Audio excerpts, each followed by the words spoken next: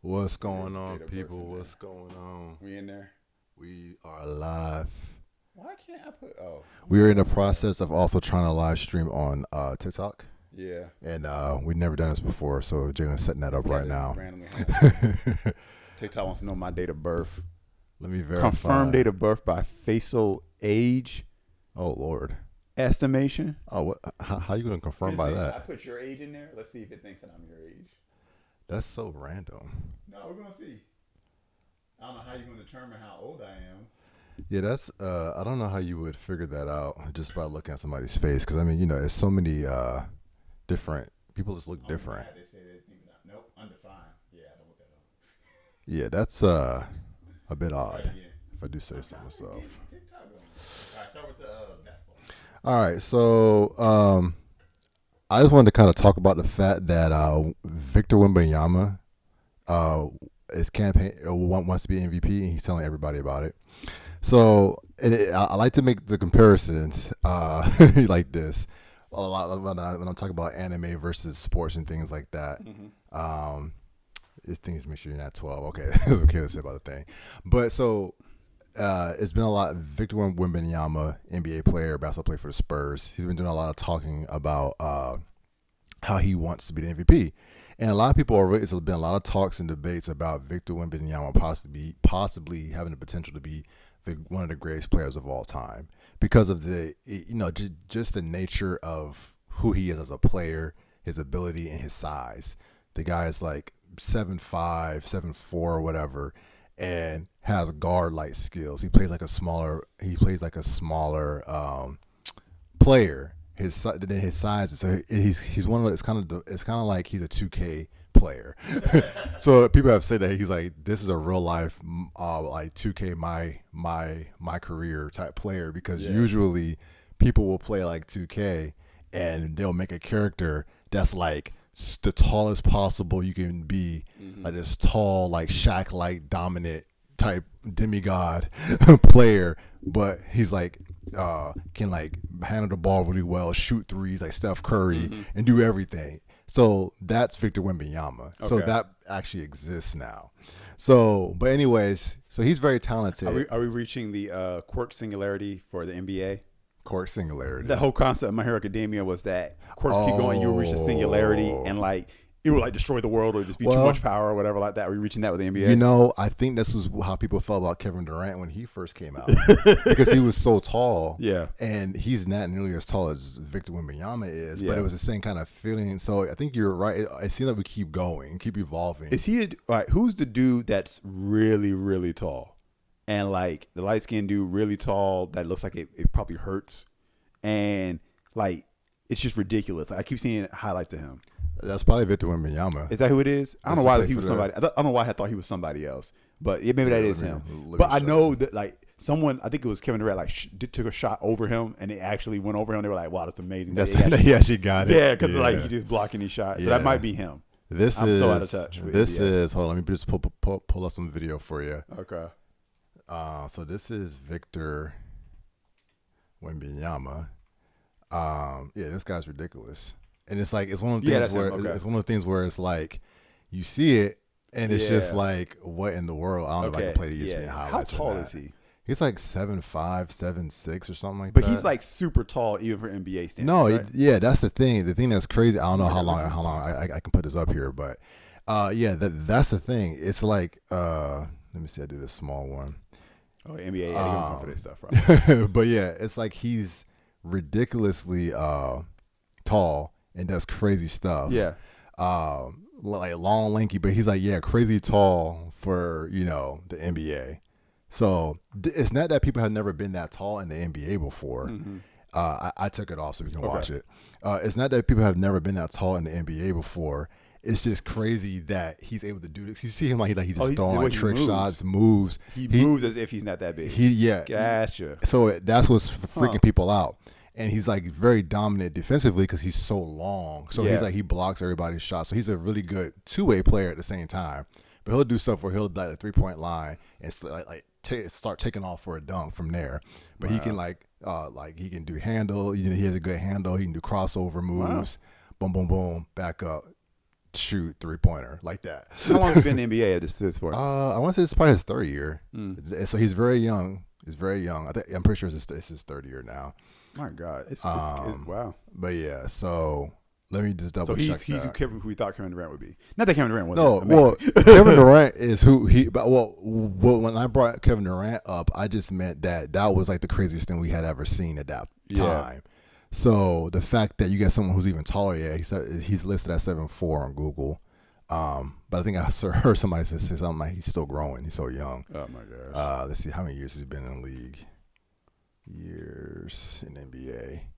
He's been in the league 2023 draft. Yeah, so 3 years He's now. finishing third season. Wow. Okay. Yeah, but the thing too is the team is really good. So it's one of those things where his team is dominating. The Spurs as a whole are a good team right now. So the Spurs are back to being good. Okay, well, that's cool. Is And, Tim Duncan still like assisting coach or whatever he was doing for a little while? I don't think so. Okay. I'm pretty sure he's not on the staff anymore.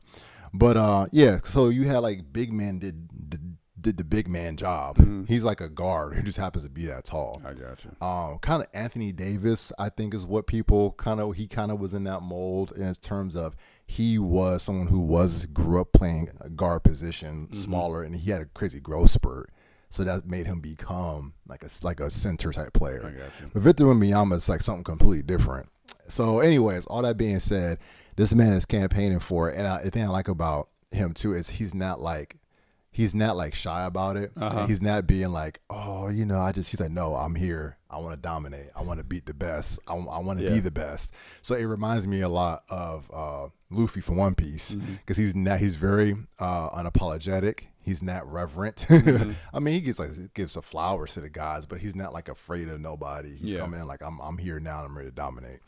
But yeah, so, right now Shea Gilgeous-Alexander won MVP last year, so he's probably the favorite to win MVP again because Shea's just been consistent and dominating. He's just he's just consistent. That's how Shea is. Yeah. His whole life is consistent. For those who are plugged into NBA pop culture references, it's a nice little joke for you. As someone who's not plugged in, I have no idea.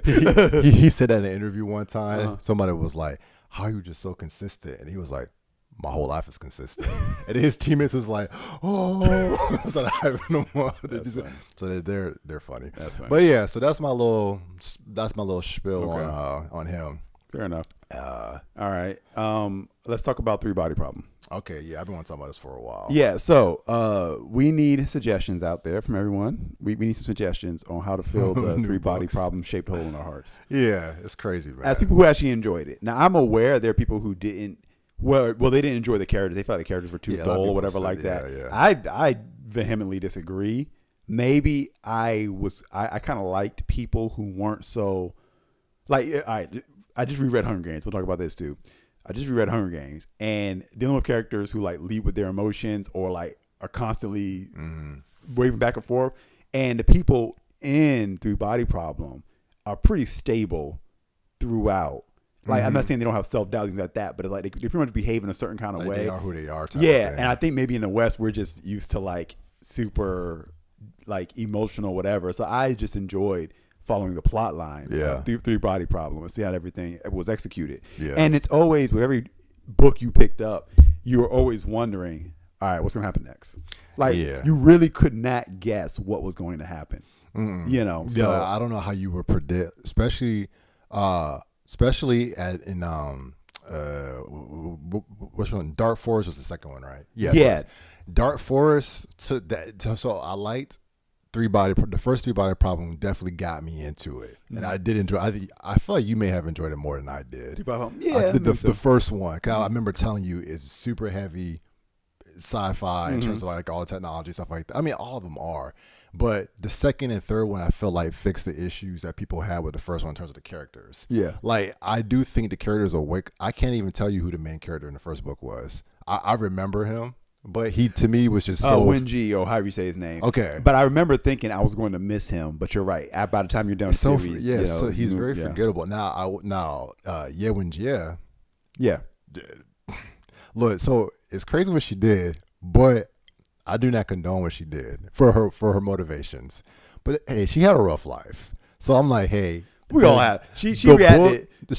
I agree. The book to me made it make more sense. I don't know if you saw that part in the TV show. I don't know how much. No, I saw it on the TV show. I don't like the TV show. Okay, yeah. Well, okay, it's funny because the TV shows. I was locked in on the show, and that's what got me to want to read the book. Yeah, I watched the show first.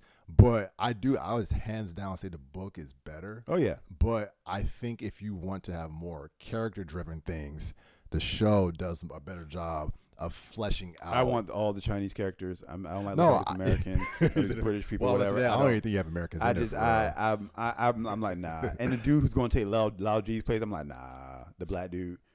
Oh, yes. Yeah. It's not the same. We'll have to see how he plays it because, when they do the time, I'm assuming they have to do some time skips at some point. They have to do time skips to keep the show going. Oh well, for sure. If they're going to go that far, sure. So Yeah. it depends.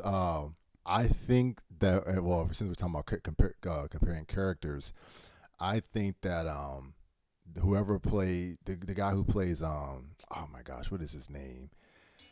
I'm so mad I'm forgetting his name, but he was in the guy who basically was running the project, the staircase project. What is his name? Someone with a W in his last name. Oh my gosh! But yeah, if you guys remember, you can drop in Yeah. the chat or something. Yeah. But okay, I mean, look, he is. I won't say he's not interesting in the TV show, but I still like him better in the books. yeah, no, I feel like he was fine in a TV show. Like that's how I would expect that character to be. He's probably a little bit more charismatic in the TV show. Yeah. In the books, that man was extreme. Yeah, advanced at all costs, advanced. But I felt that He was right. he was. He really Over and over again, he was right. he really was. He really was right. Earth made a decision though, and that was the point. That who made that point? It may have been. I'm trying to remember now who made the point. It may have been the Trisolarian AI Sophon. Yeah. Who said it? Sophon may have said it, but I don't remember who it specifically said to. Actually, we should have looked at. I haven't read it in so long now, but the main character, the female main character in the second book. What was her name? Because now I know who her comparison is from the TV show. I'm trying to remember. But anyway, she became the sword, the sword holder and all that stuff. And it was like someone was basically telling her, "Don't blame yourself. You are who they chose because that's who they wanted. That's who humanity wanted at this point." Yeah, but Homeboy would have been the one. Yeah, it was like in terms of deterrence, deterrence only would work with certain people. And deterrence only worked with Law G and it with Weston. Was that his name? No, not Weston. He was American. I know that. It was a basic American name. And what's the name of the last book? Death's End. So yeah, but I think for people saying that it's not interested, like especially by Death's End, I felt like we really had a lot of interesting characters. Wade. Yes, Wade. Wade. AA was interesting. If that's how you say. I don't know how to. Yeah. In terms of like how she was like, she just locked on to homegirl. I'm so mad I can't remember her name. Let's see. Let's get to. Yeah, we need a character. So yeah, we're pulling up a character list here. Should I switch over to that? Or nah, no? We're pulling up a character list here so we can speak a little bit more properly about who these characters are. Yeah, Yewin J. Lauji, Mike Evans was the first dude from the first book. What was the name of Homegirl? Main character and last book. I got it. Main character. Well, yeah. So, but the thing that's so interesting about it's Shing. Okay, yeah. I can't really pronounce her name. Yeah. I don't know how you say your name. So no, I actually listened to because I was doing audiobook and reading. So I was going back and forth, and I kept trying to memorize how I said it because whenever I went to read it, I was like, I can't pronounce it. Yeah. It was Shang Xing. I can't remember now. Yeah, but but Thomas Wade. Yep. And okay, so yeah, now I remember because he ended up losing. He lost his arm when he was trying to get rid of her. Yeah, and he blew his arm off. Yeah, no, but you know what? I love me some Lao G, but Tia Ming. Yeah, he was dope. He's humanity MVP as a whole. Yeah, other than Lao G. Yeah, them two right there MVP awards. Yeah, because the fact that so that's all. Yeah, so much happened in the last book. That's the thing that's so crazy about it. What's going on here with the stream? Not enough bit rate. I don't know if that's due to. No, we good. Good. Yeah. So it's just so interesting though because it was like I really liked how each book kept like layering on one after the other. Once you read the first book, it sets up okay, there's no hope for humanity. Yeah. We don't know how we're gonna get out of this. Yeah. But then second book is when we start getting into the Wall Facer program. Yeah. which I think we both really like the Wall. Yeah, Versus that program. concept was dope. And my problem, but it's so realistic, is humanity cannot make up its mind. It's like either y'all going to do this, Right. or you're not going to do this. Yeah, like, yeah, but go you got to all in. make up your mind. Yeah, yeah. Because think about everybody. How dare you come with this idea? It's like, okay, will it work though? Yeah. But will it work though? Yeah. That's my whole thing. Will it work though? The thing that was crazy is that a lot of people had so the only so you had some ideas that were just too much. You like Well, that whole dude who's gonna blow up like all the planets. Yeah, his thing was just like no one will survive. We're just gonna Yeah. blow. He was gonna But it create was a deterrent. It Yeah. was the point wasn't to do That it. is It a was good to point, prove that we though. could do it. I Which is the didn't same think thing about Lao that. G and them coming up with. The only thing that was ever going to work as Trisolarans was some kind of deterrence. Yeah, yeah. That's what was it. So he had the right idea. And actually that's what didn't his idea is how Lao G was able to execute it at the very end. Because remember, the program he was working on at the Because very he end had when they the, thought yeah. when they thought that his whole thing He had the didn't work, detonator. and he was like, everybody thought he just gave up on life, and he was Yeah. really putting everything in place Yep. with all the what was Yep. it? Was it the planet? What was he? No, Asteroids. yeah, asteroids around like in the solar system. But he was basically. using the concepts from that Venezuelan dude Yeah, to that's get it true. done. So No, you're like right. so that dude Yeah. was right. It's Yeah, just yeah. he had to come up with a different method, and it only worked because Lao G was hiding what he was doing. Mm-hmm. If they had known what he was doing, they would have stopped him. Yeah, Lao G ended up being the best wall facer. Yeah. It's so interesting though because one thing I'm trying to remember is did he ever really explain why Tri-Solaris was so afraid of Lao G? Because In the they beginning. knew that Ye Wenjie said something to him. That's what it was. It was That's what her. It was, yes. It was her. So Yeah. she said something to him, Yeah. and cryptically, that I guess they could tell what she meant, or Yeah. they just were afraid if he. But either way, if he ever figured it out, they didn't need the Earth to not know about the Dark Forest system. And what was the line? It was like something about playing something about playing an instrument and something about God. It was like if God plays. What was the line? Because it was like, oh shoot, it's like because she said this crazy line to him, but then basically the whole conversation she was basically talking about Sociology. sociology. Yeah, that's what it would it look like on a universal scale? Yeah. And I was so annoyed because I was trying so hard to figure out what was the code of what she was saying. And the show they changed it and made it a joke and all that kind of stuff. Oh, that might be what I'm thinking about then. Oh, but I was really trying to figure out. I don't get it because I knew when he got it after he fell in the ice and everything, and then they said he had a fear of the stars. Oh, because he looked up. Yeah, and then I was like, I don't get it. I like, what is it exactly? But when he was digging that grave and he finally explained everything, I was like, oh my gosh, that's so amazing. Oh, Like, it was good. the Albert Einstein joke. It was Kurt the joke about Albert Einstein and God to impart a crucial secret about the nature of the universe. So yeah, I think you're right. Oh, never play with God. Yeah. Because God was playing an instrument and Albert Einstein playing the whole thing. Yeah. And that's the. So I'm curious to see what the meaning of that is in relation to how they're going to play out that whole thing in the book. I mean, in the TV show. So we'll see. Dark Forest is interesting because to me, this is one of the first sci-fi books I read where it was like, we assume that it's going to be amazing. Like, but like, what if it's not? And I was like, it was interesting because usually I feel like sci-fi books usually have a hopeful or a view of the future and like, discovering new things, or Earth or humanity is always like the dominant or something like that. Even if humanity is not the dominant, no one's really just trying to blow each other up. This was just so like, it was like the warfare on that scale was just so like destructive, and you see the ways by which other civilizations would destroy each other. It was like, this is crazy. Well, I think what was cool to me was that even when you show the future of Earth, as you kept jumping the centuries forward, 1,000 years and everything was based on what was like.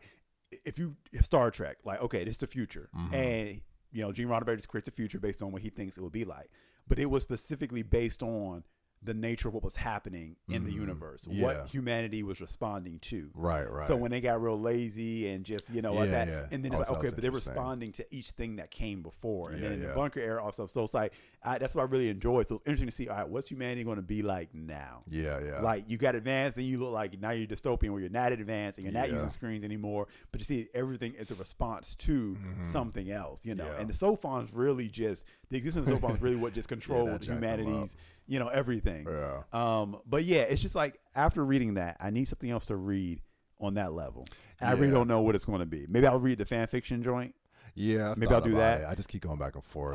But I don't know what it is about fan fiction because I noticed this. I was reading some of the comments in the videos on TikTok you were doing about the Hunger Games stuff. and a lot of people were saying read fan fiction. Like it's in the, I've always had this thing where I'm not against fan fiction, but when it's a established universe that a person created, I want what's in that person's head. Exactly, and it's for that reason that I hate it when writers say, "Oh, the ending is open to interpretation." I don't want my interpretation or someone else's interpretation. I want your interpretation. What were you trying to say with this story, with this ending?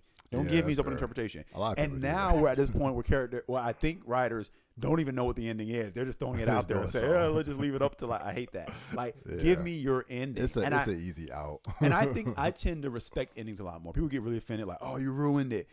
If it's what you wanted and you're stuck to what you wanted to do, Yeah. and a lot of times that changes. Now people will change the endings based on the fans figuring it out or just the fan response, and that's fine. But I respect endings. I like endings. I read to get to an ending. Yeah. And so whatever your ending is, I tend to be more accepting of it, even if it's not what I wanted, Yeah. because I never take ownership of any creative work. Some fans do, like they feel like they own it. I never feel like I own it. I feel like that's your thing. I appreciate it. I like it, but it's your thing. You can do what you want with it. And so yeah, I did a reread of Hunger Games, and I'm done now. And first what I did was I read Sunrise on the Reaping. So, because I got the Libby app, so I'm just going and getting stuff from libraries. Okay, I can get that. I know the movie's coming out soon. So I read that, and Sunrise on the Reaping, I was okay with it, but I just felt like it took away some of the specialness of Katniss, and it felt like in Sunrise on the Reaping, it was like a lot of stuff already happened before. Okay. Stuff that made Katniss and Peeta legendary and different. It felt like, oh, Haymitch already did this. They just covered it up, which I guess is kind of the point. But I just felt like it would have been better if things happened in his games that weren't connected. Things happen later. Like Plutarch is in it, BT is in it, Mags is in it, I think, and they like his mentors and stuff. So what point in the time frame is this book? Oh, this is Haymitch's Hunger Games, his quarter quell, like 25 years before, Gotcha. more or less, Okay. because this is his quarter quell, and the games themselves were the most interesting part. The other characters, like all the other tributes, and the ones that were from District 12, because it was twice as many tributes. It was 4 tributes from District 12, 2 guys, 2 girls, and so all that was actually the most interesting thing. Seeing what District 12 was like and seeing all those tributes, that was the most interesting part. I love the characters, but everything, showing that the rebellion was already in motion. Plutarch was like trying to push Haymitch to do this, that, and the other, and they were like sending him in there. We have a plan. We're going to send you in there to destroy the. Like they were trying to do everything early, and it just didn't work, and everybody got punished for it. But they also didn't get punished enough. Like I'm like, y'all should have all been because they wiped can't- out. I see what you're saying. Because they're still, all of them are still alive later on. okay, I guess okay. Plutarch never got figured out, but it's just like I was like, I would have felt like I would have preferred this to be more isolated, like not tied into the grander story. Like this is just what happened when he was in his games, because we just like to see what happened when he and was. not try to make it lead into Yeah. a greater uprising. Yeah, later. Okay. That's what I would have preferred. Also, it's weird. Probably both our favorite characters from Catching Fire was probably Heavensby, played by Philip Seymour Hoffman. Yes. Like Catching Fire was very good. Yeah. Catching Fire. But I forgot that the Heavensby in Catching Fire in the movie is vastly different from the books. In the books, he's way more like surface level, way more like out of touch.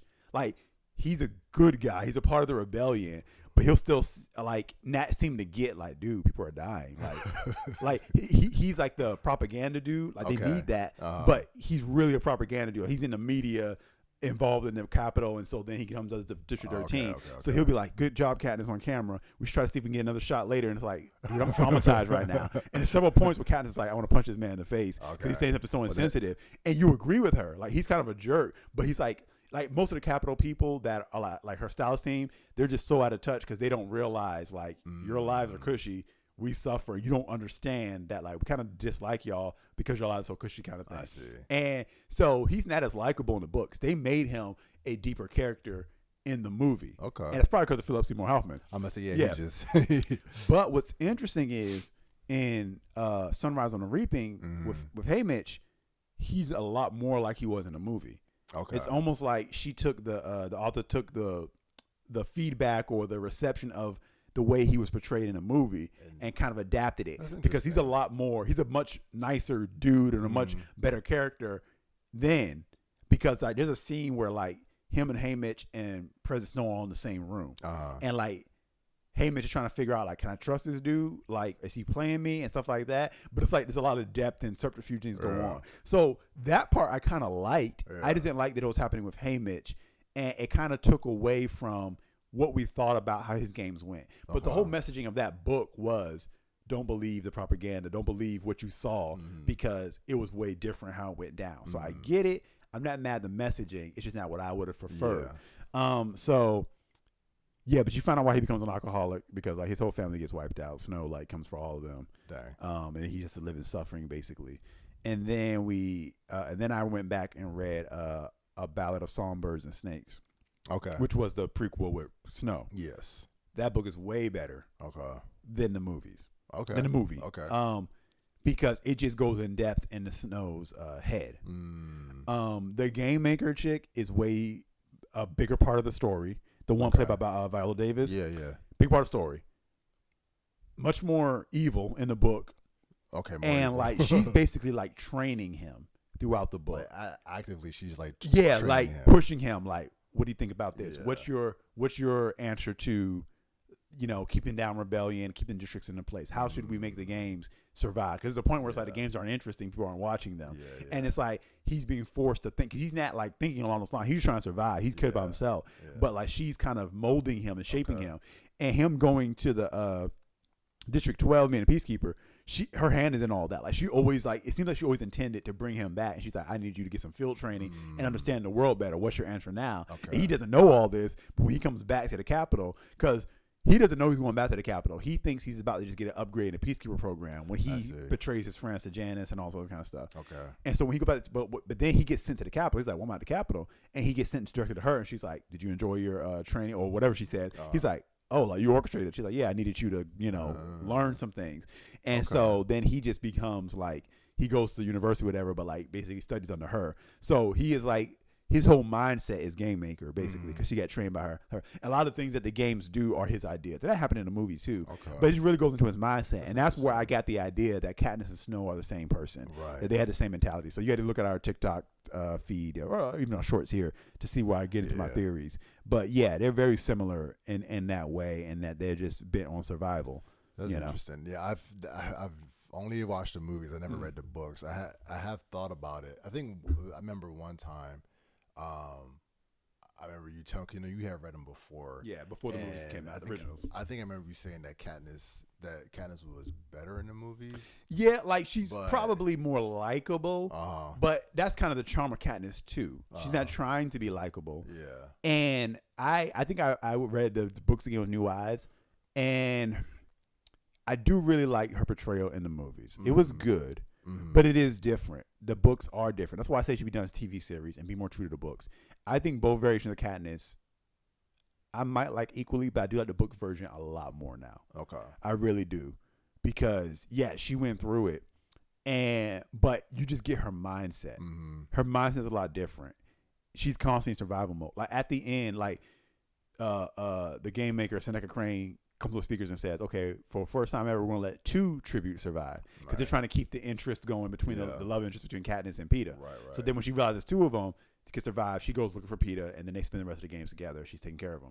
Then right towards the end, right at the end, they think they beat the last dude from District 1 or 2, whatever district he was from, and then they're waiting for it to be over. And they're like, well, why isn't it over? And then he comes back over and says, oh, sorry, we checked the rules and we can't actually do that. So it's actually go back to be 1 survivor.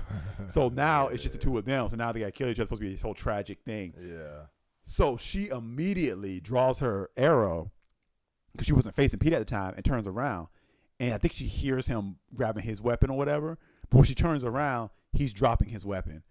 And so she feels guilty because she immediately went into defense mode. I'm about to, let this J fly. I'm about to off him. Yeah, and also her arrow skills. I remember her skills are ridiculous. Like she's Green Arrow levels. The book is better. Yeah, okay. I mean, I guess it's the same in the movie. I gotta watch the movies again, but she does some ridiculous feats with that. Like we start power scaling her like Green and stuff like that. Okay. I mean, no, Green Arrow still win, but I'm just saying. But anyway, so it was just and like being in her head, it's just like you really see like the darkness of the way she thinks out of necessity. No, I actually like that. And she's like really in the first book. I felt it tried to lighten her up a little bit in the second book, but in the first book she really had nothing for her mom. She was like, I don't like you. You let me down, kind of thing. Okay. I don't know. Maybe I will check. They are worth reading. Yeah, okay. They are worth reading. If you need something to read, they are worth reading. You do gain more. Or something that are not in the movies. It's not like, oh, I watch movies, I don't need to. Like you would gain something different, and your opinions on things and the characters and all that. I think were really good.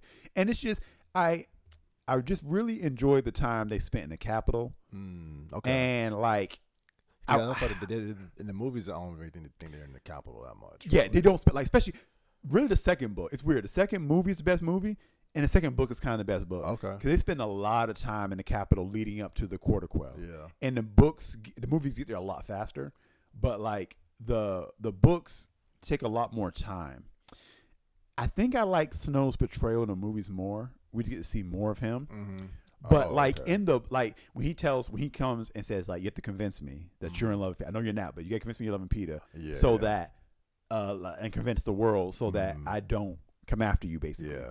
And when she finishes the victory tour, and she looks at him, and he just kind of shakes his head. And she knows over. Yeah. But in the books, it's a little different because you realize there was never any chance. And I have a little less respect for Snow in the books because in the movies, those conversations he has with Heavensby, it feels like there's still a chance to put the spark out. Okay. Like the spark that started with her and Peter surviving the games. Mm-hmm. There was still a chance. Heavensby was like, we're going to make the people feel like she's one of us. We're going to put the focus on this wedding and try to turn them against her. Like that was his whole thing. And it seemed like a good strategy. In the books, it ain't even like that. First, that conversation never happens because all we see is Katniss's point of view in all the books. We never see anybody's point of view. Okay. So if there's anything in the movies where there's a scene where characters are talking and Katniss is not there, that doesn't happen in the books because everything only from her perspective. Yeah. But in the books, it's pretty clear that the rebellion, like first off, District 13's been doing stuff for a minute, but just the rising up of the districts was already being set off, and like there was no stopping it. So Snow's whole thing, the Katniss, I don't know what he expected of her because there was no chance she could do anything to stop it from going on. It was too late. Interesting. It was way too late already. Also feel like she was more accepting of the idea of being a icon, and she was thinking in terms of rebellion and catching fire. And it felt like in the movies, it never even crossed her mind at all until like the third movie where they took her out and they had the whole plan and everything. Right. She was actually thinking and considering these things because she was thinking, okay, since I couldn't convince Snow, I now have to basically be the symbol of this rebellion, and maybe we have to take the family and run. Maybe this is for 13. Maybe there isn't. Like, there's a lot more going on. So she kind of already was thinking. So she's more clueless in the movies than she is in the book. I was say in the movie, it's very much portrayed as she's just like, oh, I'm just going along for the ride. I don't know what's happening. So it's interesting. Now she still didn't know. Her and Peter did not know what was going on in the Quarter Quell. That there was a whole plan. Okay, and that I bet that was a dope moment. I can just imagine as a book. Read it for the first time. That was probably one of those dope reveals. Like, wait, like what happened? And it's so chaotic at the end. And the same thing in the movie, but it's very chaotic because she's trying to figure out. Because throughout the whole thing, she keeps thinking, "When am I going to have to kill Finnick to do it? Trident?" She keeps thinking like, "I'm about to," and then she feel bad like, "Dang, he keeps saving Peter." So I kind of like him, but she's like, at some point, she's like, "All right, we need to get out of here," because they don't know what's going on. She's like, we need to get away from them or whatever, or we might get. And at no point, like, she kind of feels bad about Finnick, but she's still always ready to take these people out because she knows like ain't nobody making out this alive except for one person. So like I'm ready to do this, So it's just very different. It's the books are good. The way you feel about the tributes, just in general, like Snow feels way more incompetent, honestly, in the books because it's just like he loses control. The Quarter Quell is a dumb idea, bringing all those tributes back because it pissed off all the tributes, and like it happened in a movie, but there was a scene where they all grab hands and they hold hands together, like, but it's still more in the books. Like all the tributes are like just really mad about this, and it's like you're losing control of the narrative, and every move you're making is a bad idea. Like putting them back in the arena was a terrible idea. But anyway, all in all, books are better overall. They are. But you gotta do a TV show if you really want to get, because there's so much content. There's so much time spent when she goes back to home, and Catching Fire is a longer book. Like it's just there's a lot of content, and it's good content. I'm really starting to think that TV shows, when you made while watching your videos, I feel like I'm starting to think that TV shows might be the best way to adapt pretty much anything. Anything that's long, because think about it, movies are always going to be the shortest version of anything that you make. Yeah. So for same thing with video games. Like I'm really starting to think that shows are the best way to go. The reason why I think less people have done it is just because of budget. Yeah, that's true. And that's still the problem. But man, I guess if you know how fast you're going to get through this, either you're going to kind of go off script and do your own thing, kind of fall out, or you're going to follow it to the T, or rework it.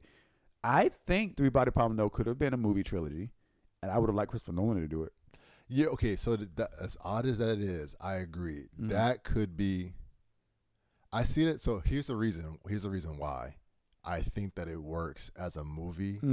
Because of how much time jumps there are. Yep. There's so many, because you do not, especially in Death's End, you're not sitting in any one moment. She is jumping. Yeah. She's always going back into hibernation. So I think you're right. That actually, like to strip it down would work actually well. Yeah, and because it's a slower book and if something that happens, it would benefit from visually cutting it down. Like while I was watching Three Body Problem, honestly, in the TV show, like it was points I was just wasn't paying attention. Casey was watching it more than me. Like I was kind of tuning out because I knew what happened, but it also just wasn't interesting to me, and it was taking too long. And I'm like, I guess it could be a criticism of the book, but I just enjoy it differently with a book than a TV show. Yeah, a movie would have benefited from cutting things down and getting to the point and hitting stuff. And I think it's structured perfectly in the 3 books. 3 movies would have worked great for Three Body Problem. Can you imagine?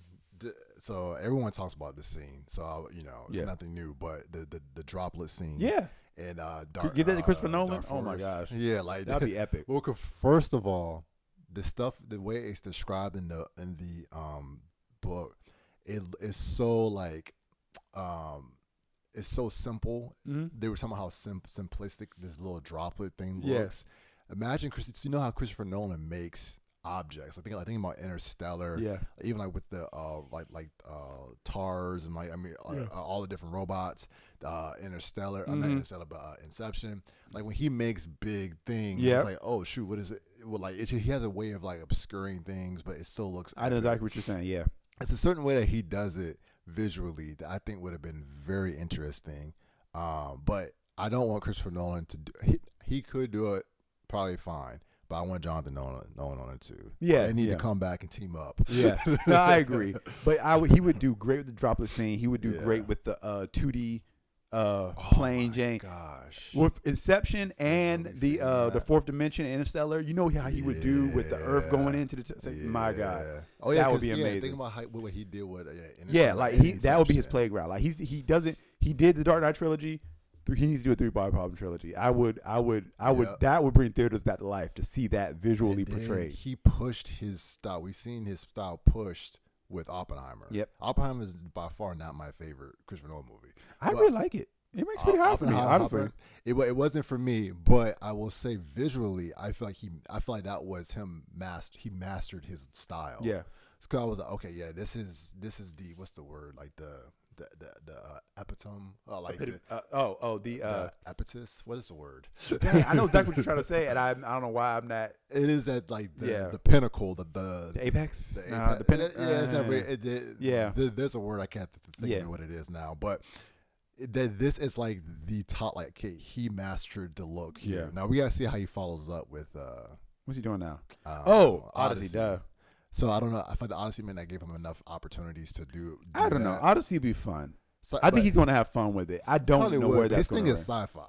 Like he's stepping into fantasy at this point. I mean, I think you got to realize that Christopher Nolan is just a dude who likes stuff. He likes stories. He likes movies. I agree, and like, if anybody could do something fun with Greek mythology, it would be him too. No, I'm not. Yeah, he got definitely. If it's a question, think about this real quick before as I get back to. I'm gonna talk a little bit more about 3 Body Problem. But what other superhero would you give Christopher Nolan if he's gonna do that superhero movie? What other superhero would you give him? All right. But I really. That's a good one. So here's my thing. He would do Amazing 3 Body Problem, and the visuals would just be insane. I need to do a ranking of all his movies and really think about that. But I liked Oppenheimer because it's like a heist film, and I don't think I realized how much I like heist films. I mean, we definitely grew up on heist films. Me and Casey went back and watched all the Ocean's movies. And I enjoy those movies so much. I forgot how high they ranked for I've me. been Those are wanting some to of my watch favorite those. movies, and I didn't realize it. Like sometimes you got to go back and realize. But I realized some of my favorite movies are the Rocky films, Ocean's movies, and Pirates of the Caribbean movies. And Like then those are my favorite movies. I'm gonna throw another one at you. You're probably not thinking about Lethal Weapon. I need to go back and rewatch those. You're probably right, but I have to go back and rewatch to see if it still keeps that ranking. But Lethal Weapon Probably, but I'm just thinking about the movies that we used to watch as Yeah. kids all the time. You're right, that. Yeah. Gone in 60 Seconds. Constant seconds. I definitely need to rewatch that. The- Casey, write these down because if you had not seen some of these, we need to go watch some of these. Another one. Frick, what was the other movie I was just thinking about? That was like, yeah. Oh, even Mission Impossible movies.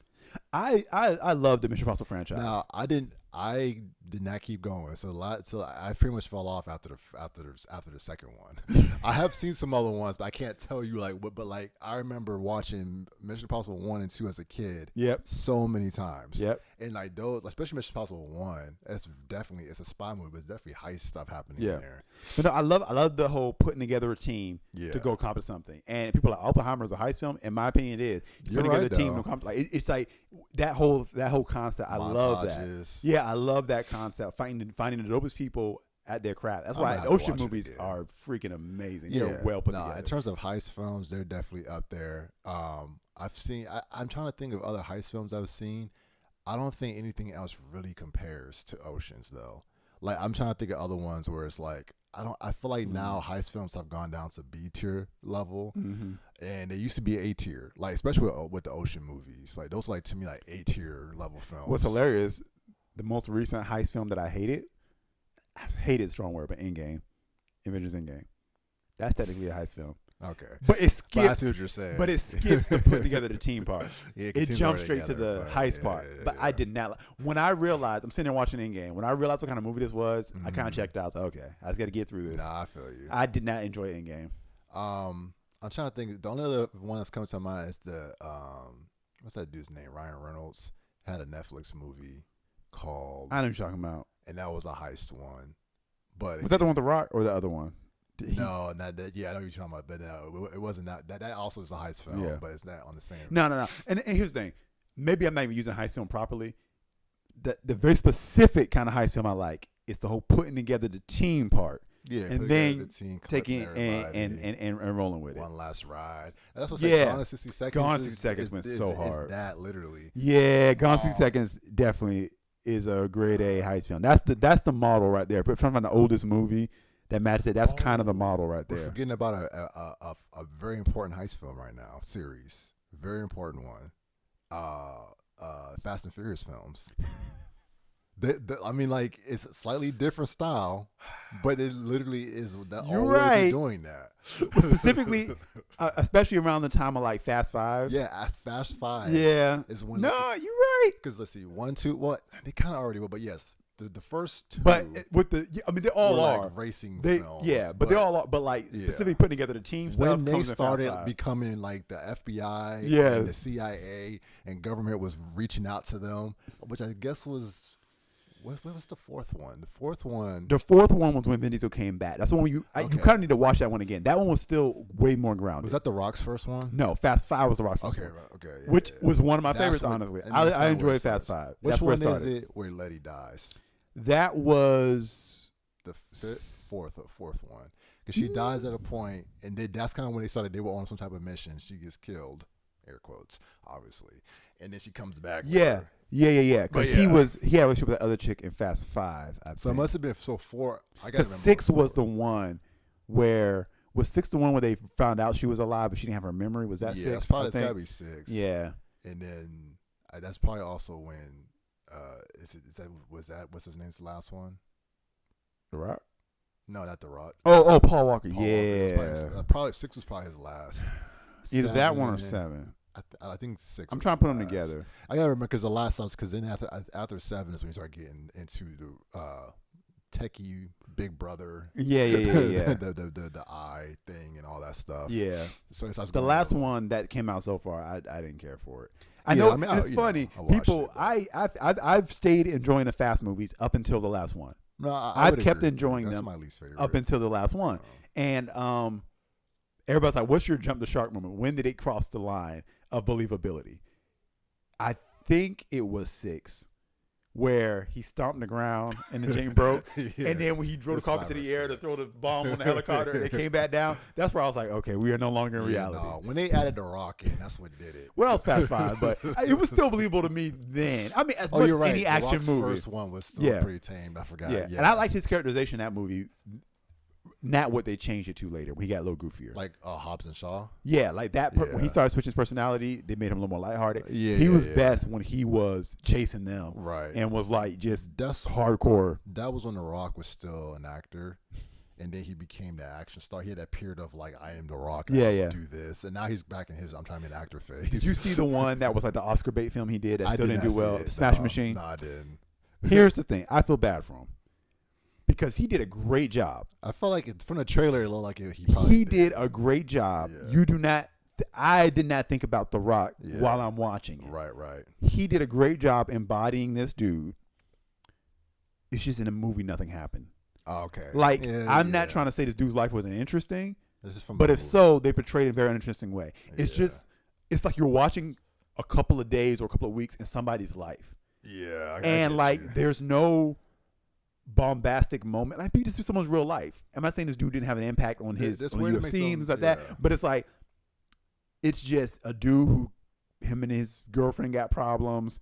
He's got some problems in life. He's going through some things. This is Yeah. real. There's a lot of fighters who have this story. It's probably an important thing that people need to know about. But it probably would have been better as like a Netflix documentary style thing than a movie, because nothing really happens in this movie. That probably would have done better a few years ago. 'Cause I feel like there was a time period when you could just make movies like that. Oh. Oscar Beatty. Yeah. It was like, oh, they're so serious, so dramatic. It was so, Yeah. it was so hard hitting. It was like these very hard, difficult themes. Yeah. But like you're saying, yeah, if nothing interesting has happened, like there's some filmmakers who can take something that seems so mundane. And Yeah. It's like, how did you make the most Who- mundane who- thing? Who has done a good job of that? Taking a mundane thing and just making like, man, I'm gonna watch you make Okay, somebody sit on so camera eat cereal. Like, it's So just- somebody who I think is good, but I think he's gotten so big now, people probably wouldn't believe me in saying this, would be Ryan Coogler. I feel like he has that ability. So Fruitvale Station, I didn't watch Fruitvale Station, but the reception that it had and the period of time that it's covering, it's not a lot happening. The first Creed, to me, is probably the most chill Rocky movie out of all of them when you think about it. She said you think he did a great job in the Rock movie? No, I in that movie, especially, I think he did good. It's just the movie was boring, but it wasn't boring because of him. It was just boring because of like the script. Like nothing happened in that movie, but I think he did a good job in the character. Like, he embodied that character. Like, I forgot that I was watching The Rock. Like, he did good. It was just a boring movie, honestly. But Ryan Coogler, huh? So him, but that's what I said. People is a very. He only had it for a small amount of time because he's doing such big movies now. Another one, no one's gonna know who I'm talking about, but Wong Kar-wai. He's a foreign filmmaker, Hong Kong, and he has these movies he makes. One of them is called, I always talk about this all the time, but In the Mood for Love. Is that the one you had us watch that one time? Yeah. A low budget looking junk? Yeah. Okay. All his movies, a lot of his movies are like that. But like they'll just be the most like. I always, whenever I explain the premise of that movie to people, they're just like, "What the heck?" Like at first, like, "Wow, why do you like that?" I like weird stuff like that anyway. But it's just so like, why is this interesting? I just rewatched the movie the other day. I watch it probably every few years. I do a nice little rewatch of it probably every year. Because I'm like, all right, now let me go ahead and break down. He's a really good filmmaker, but he's someone who's really good at that style. So check out some Wong Kar-wai films if you want to see some interesting, non-interesting scenarios. Nice about snooty recommendations here. my art house films. Here we get Clippers Sleeps. You excited for Scary Movie 6? No, not at all. I never got the Scary Movie franchise. The Scary Movie franchise started when we were young enough that parents were like, nah, we ain't watching this. Well, no, actually, we're about to. Well, I do remember watching one. Really? Of them. I think it was Scary Movie 2, so I don't remember. Maybe I snuck watch that one. I don't know. I remember watching Scary Movie 2, and I didn't even realize that we had that many scary movies. Yeah. I don't care. Plus, I don't watch horror movies. We don't watch horror movies like that. So. Although they're not. I know they are. I'm just saying because it's a parody of something I don't really watch. Yeah. I probably also wouldn't watch it. Yeah. But hey, shout out to the Wayans brothers. You know, to the Wayans family. Yeah. Respect for their empire they have built in the industry. Quick question for anybody in the chat: would you, assuming we get like channel memberships or some extra thing, where we would just stream movies and watch and react and analyze and stuff like that? Because there's movies that you need to show me, I need to show you, or that we just need to rewatch, like old childhood, and just like analyze from a filmmaker's perspective. I think that would be fun. I mean, I'd have fun with Yeah, maybe make a Discord and we just like stream movies. I was say I can yap about that all day. I don't know how much people are gonna hear about it, but no, it'd be fun. It would be fun. Yeah, but yeah, what superhero would you get Christopher Nolan if you had to give him another superhero? all right. So the first one that came to my mind went Marvel Universe, and this is purely selfish because this character has always interested me, and it's gonna be kind of sucky because they're already doing something. But I want him to do Victor Von Doom. I feel like if you really do his whole like backstory and show his life, like the whole backstory, like him as a kid growing up, because like he has like I remember reading one comment when he came from like gypsies or something like that. I don't know if that's the Books of Doom. Yeah. That was one of the best comics I've ever read. So that's, again, I am not a comic person, but that I remember that adaptation of Dr. Doom. I was like, yo, this thing goes hard as mess. I feel like he would go crazy with something like that. I don't know why it's blowing my mind so hard right now. But we have done many. Which director should take which character? Yeah. I feel like that would go so hard. Oh my gosh. Kay said, would I get a discounted membership? Well, maybe if you sleep with the guy doing the membership. Shout out to my wife in the comments. That's funny. But no, I was like, dang. I feel like that would go mad forget what I was about to say. hard. Holy, that is amazing. I will say a slight funny ability I have when it comes to who should adapt certain. I kind of have a sneaky ability. No, you do. You need to do a TikTok on that. Just do a TikTok on who would you get. That would go so hard. I feel like that would be so cool. A Batman Begins. Because that's what I was thinking. Oh, that would go so hard. Somebody who's like that, and I feel like it sucks right now because he's getting ready to be.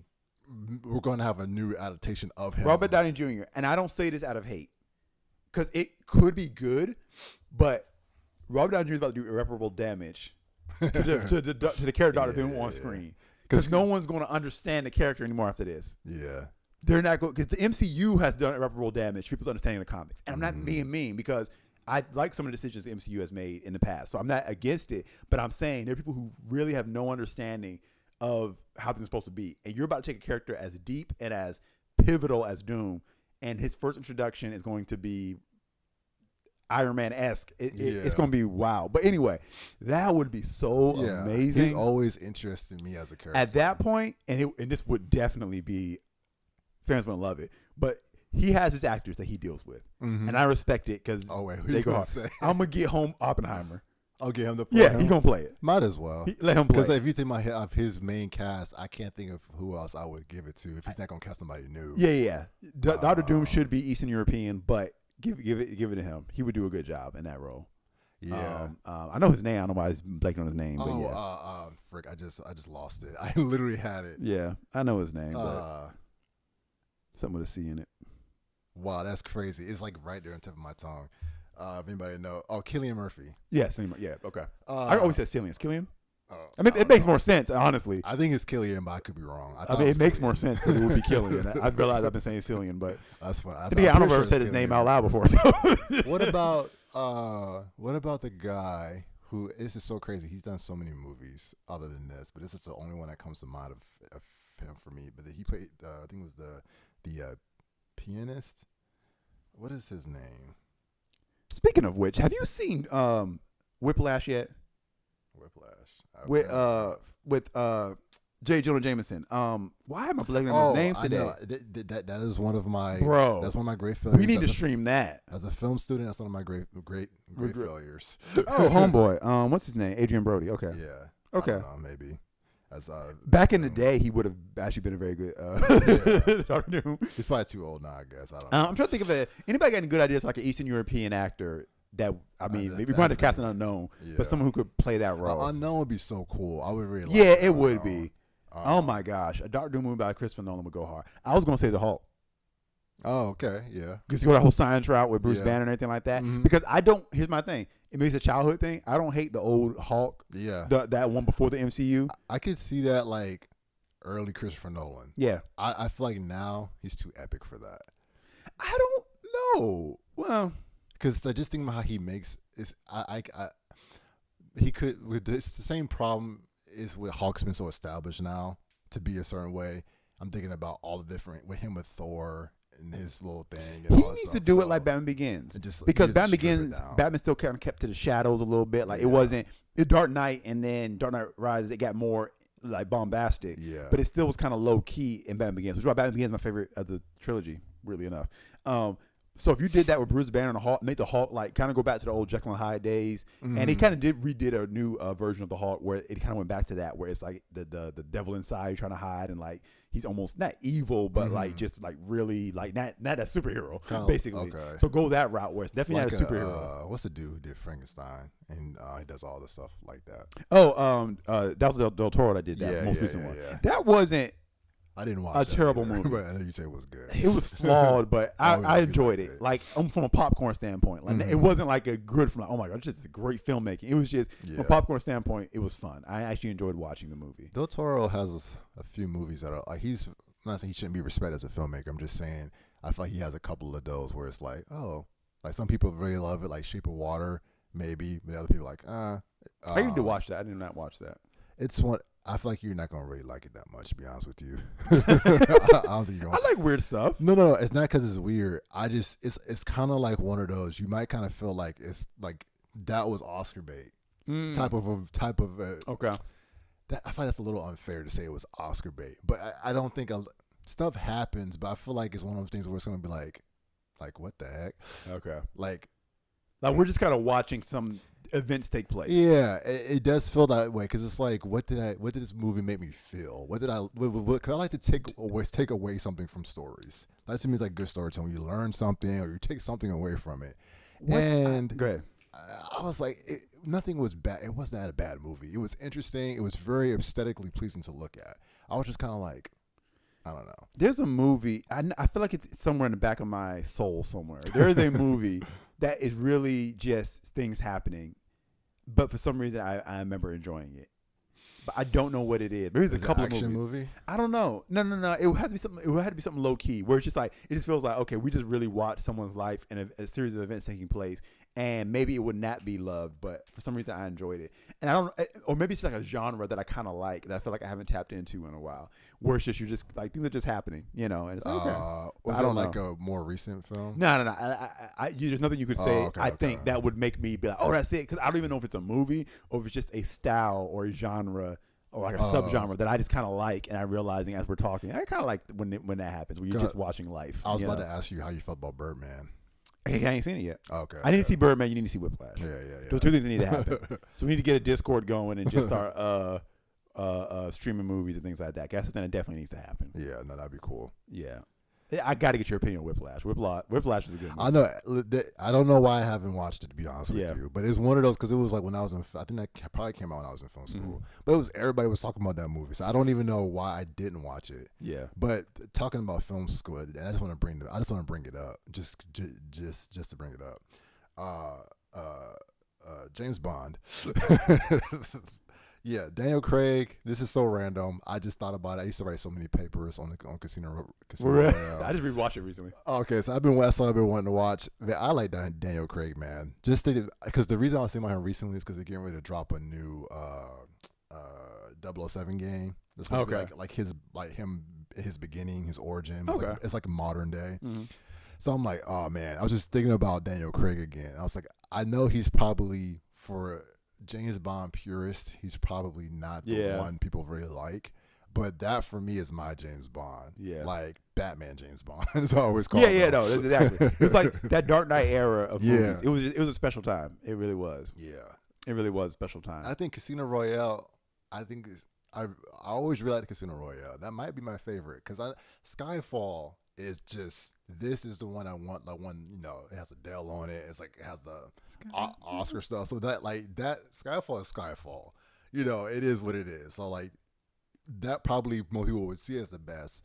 but that's like toward the end. Well, there actually were more films after that, but it was towards the end. He should have been done at that point. 'Cause he was already broke down. Yeah. So I don't even know why he kept doing missions after that for more movies. But that first one of him, the Casino Royale, I don't know. That was just, it kind of gave me High Steve vibes a little bit. Casino Royale was fun. Yeah, It was. It like, really the was. Poker scene that was happening. It's the Batman Begins of that. Yeah. Skyfall's the Dark Knight. 100%. Yeah. 100%. Spectre is probably Dark Knight Rises. People didn't like Spectre as much as you would have thought that they would have. No, I like Spectre. Spectre was fine, but I can, I don't feel like we needed it necessarily. Definitely needed it. And it was one more after that, wasn't there? Yeah, there was. That one was bad. No Time to Die. I didn't watch that one, actually. It was not good. And notice we skipped our Quantum of Solace, so. Yeah, it's funny. What I was doing was I was planning on doing a rewatch of his whole era. Yeah. And I got the Quantum Songs, I didn't finish it. So I need to get back on Netflix and finish it. That Quantum of Solace, I vaguely remember it. I can't really even tell you what happened. No one does. I don't even, That's the whole problem with I question if I ever watched. Maybe I didn't watch that's it. the thing. I know I didn't watch it. So this is that's my first time watching maybe it. I I still didn't wasn't watch paying it either, attention. then. I didn't finish it. I might not have watched that one either, but I know that no one really cared for that one. As far as movies coming out, I am very much looking to Dune more than Adventures Doomsday. Okay. And I'm reading Dune right now. Yeah. I'm reading Dune right now. It's cool. I actually started it too. Yeah, there's nothing about it making me go, oh my gosh, it's so amazing. Like I'm still early into the first book, but it's fine. It's keeping enough of my attention for me to keep reading it.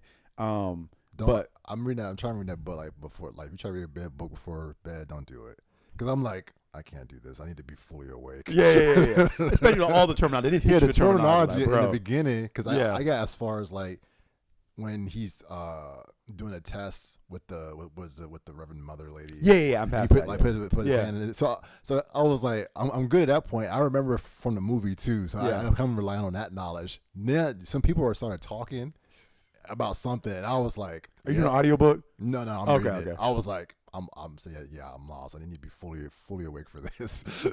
I was like, what the heck just happened? Yeah. No. I mean, the language is heavy. Yeah, you gotta like get your brain into it. Yeah. For that for sure. And like, okay, y'all like you proud of yourself making all these words, putting this in here, making all this terminology. But so I'm reading Dune right now. But I'm excited for Dune 3 more than I am for Avengers Doomsday. There's been no lead up to Doomsday. Like you're trying to manufacture something like nothing's led into this. You're promising me things, but I don't know what's really going to happen. Well, there's a lot of lead in for Dune, so I'm more excited for Dune. There's something else coming out that I'm kind of excited. Oh, Backrooms movie. Oh yeah. Yeah, I went back and rewatched Kane Pixel's Backroom series to prep for it. I'm not really expecting a whole lot of that because I just don't really know what type of movie we're going to get from exactly. it. A24 has hits and misses. Yep. I'm pretty sure that A24 produced Smashing Machine. Probably. Okay. It'll probably be fine. At least fine. I don't think it'll bomb. Because I think I give Kane Pixel. Yeah, I mean it could be good. It could be. It is any number of things. Yeah. That really could happen there, but it'll be interesting for sure. So I hope it's that good. much. I'll be interested to see it.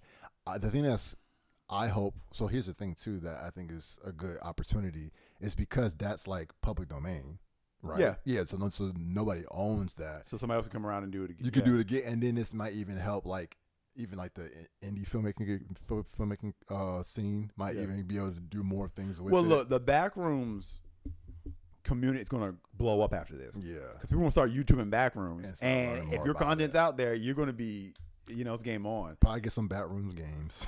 No, they are. Oh, they are Backrooms. I didn't know that. Well, there's that game. I haven't played it yet, but it's basically like, it's a Subliminal, I think. Okay. Or it's Superliminal. Which one is it? I think that one's Subliminal, yeah. It's like a horror game, but it's like takes place in different floors to the Backrooms. It's so many. It's liminal spaces. I just love liminal space content in general. Not even just Backrooms content. It's liminal space content I truly Stuff enjoy. that's like that where you can even if it's like, you got instrumental like soundscapes, lo-fi, whatever like that, but you got the stuff that's just music and then you got liminal space they're showing. I just love that stuff. I love the concept of liminal spaces. I think it's cool. I would live in a liminal space. See, that's something I don't know much about other than the Backrooms. Yeah. It's just what it's supposed to be is you see something, you see an image of something, and let's just see you pull something up. Liminal spaces. Oh, it fell asleep. Keyboard fell asleep. Okay, if I can type. And TikTok not gonna be able to see this, but Let me see if I can get what are some examples of liminal spaces. Okay, well here's a Reddit. Hopefully they don't get nothing crazy. All right, we're gonna scan before I check it. Before I click over. But do they have good examples? All right, well, we can work with this. We should be fine. right. I think this is a safe. This is the big one where everybody can Yeah, see. it's a Okay. big one. So liminal spaces. Well, let's just see what they say. Liminal space is a time between what was and the next. It's a place of transition, waiting, and not knowing. Liminal space where all transformation takes place. If we can learn to wait and let it form us. Okay, but they were very philosophical. But in reality, the general idea of a liminal space is that when you see the picture of a liminal space, it makes you feel a feeling. It's the idea of it feels familiar, but not quite. Okay. Like I feel like I've been here before, but maybe I haven't. And so it evokes those feelings. Some people look at liminal spaces and they get freaked out, makes them uncomfortable. And another aspect of liminal spaces is it's a place that normally should be populated with people, but it's not. And it makes it look uncanny. Okay. Because like there should be people here, but there aren't any people here. I see. So what great thing to do is go on TikTok, type in liminal spaces, so it gets in your feed, follow somebody, and let your feed, and you'll start seeing that people will create stuff with like CG, AI, or actual places. But the best stuff is when people take pictures of real things, that liminal spaces. But a lot of times, but it also kind of starts mixing in with like 90s and 80s nostalgia, like grandma's house, how things changed. The world isn't as bright as it used to be. I love our nostalgia stuff. So I wouldn't call this a liminal space, but just being in a car or something like that. But he said everybody's been in a moment like this. Like, yeah, like you look at the texture of this, you know what that feels like. Having a hand out the window, the handle, like, yeah, that's classic childhood stuff. Yeah, that's cool. So here we go. So these are outdoor related stuff. So, okay. And it comes with like stuff that time forgot. This will be a liminal space. It's like foreboding, like what's here? Like what's the like here's the thing. A lot of people get freaked out by liminal space. Like if you stare too long, they get freaked out. Yeah. It's never made me feel that way. I just enjoy them. I think they're fun. This is so weird. Sidetrack. Yeah. That image going down in the hallway in this one, the one at the bottom, is really giving me solo leveling right now. Solo leveling. Because you remember the part where he would go to he would go into his training missions. Yeah. He would stand on the subway and he would like walk through, go down the stairs. Okay. I see. I kind of forgot about that stuff, but yeah. Okay. Yep. I finally had that on my brain. I binged the crap out of solo leveling. My grandma's house made me feel weird. Yep. I mean, just to me, I feel like liminal spaces now have taken on new meaning. So some of this stuff I don't consider liminal space, but some of the stuff it is like the Windows 98 background, all that kind of stuff. I see. Things like that. So for a lot of people, it's freaky. And the back rooms was just a picture example. Went down one floor to I didn't know this was real or not, but yeah, why would it be gravestones on the subway looking thing? Oh, they built it on top of it. I don't know if that's real. Someone made this in Blender. So it's like the pool room and the back rooms kind of thing. So the back rooms kind of have taken over the liminal space world, but some people are like, no, but liminal space is still something separate. Back rooms is just a division of liminal space. Oh, this is a real hallway? TWA hallway at JFK Airport. That'd be real weird. That's so interesting. Yeah, I can see spaces that you've made for human beings to be in. Yes. That they are not in. That's exactly it. 100%. That's why back rooms probably took off, because like office buildings, things like that. A mall could that's a movie theater actually. Yep.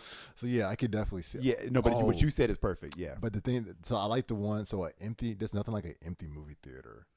It's really weird. So and I only say is I kind of own that slightly because it's a side tangent, but my dad owns our dad owns a cabling company.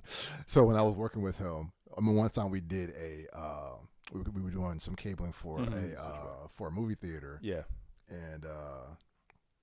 And there was nobody there because it was being remodeled. I mean, there would be points where it was open and then people would be there, but I would be in different parts of the movie theater that you just never go to. Like I'd be like up in like this back area running cables, and I end up where like the movies are being projected. So I'm like in the room all like I think they would have like old film reels and things like that laying around. It's just something about a movie theater. That's cool. Cause I would just see all the posters. But that's all a perfect example of liminal space. Yeah. Because I know they have old stuff in there that's just like in storage areas. So I was like, it's so interesting being like I wish I could find myself in liminal spaces organically, because I hate those. I know you do. I feel the feeling of lostness, which is what a lot of people feel. So you're feeling the right feelings. You said you are weird, Jalen. I know I am.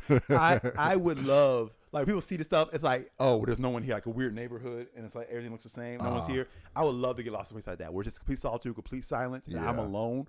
Oh my gosh, that would be amazing to me. Like to be, I would love to. If I just have free time, I can do what I want. I would go try to find places like that where no one is. Yeah. And just like I would look at old malls, and I would find, or even in nature, like some of my favorite moments. Like this isn't necessarily liminal, but you step out of a store. It's later in the evening, and it's in a complex where there's multiple stores and stuff, like Greenbrier, for example, where like TJ Maxx and all that stuff is. You step out, and it's emptier than you would expect it to be at this time of night. It's not quite night yet. It's more like dusk, and the sky is a color of sunset, like red or something like that. Even better, there's a storm coming. There was one time early on, me and Kiki married, we came out and there was a storm about to hit. So like lightning was in the sky, it hasn't rained yet, wind was coming. Those are dope. There were shopping carts like blown away, and people were rushing. But just that moment of stepping out and like, it was something. The energy was cool. Yeah, when I watch those videos, and sometimes they're fake, but it's like these, I don't know if they're shelf clouds, whatever, but these clouds be rolling in and they be like touching the earth and going up to the sky. And it's like, I would love to be in moments like that, or these really tall bridges and things like that. Like that stuff is cool to me. I like that aesthetic. Like that's my aesthetic right there. No, I can feel that. But I like storms too. Like I actually have always kind of liked storms. Yeah, storms are cool. Like I don't want them to cause damage to people's stuff. That's because Mama gaslit us into liking storms.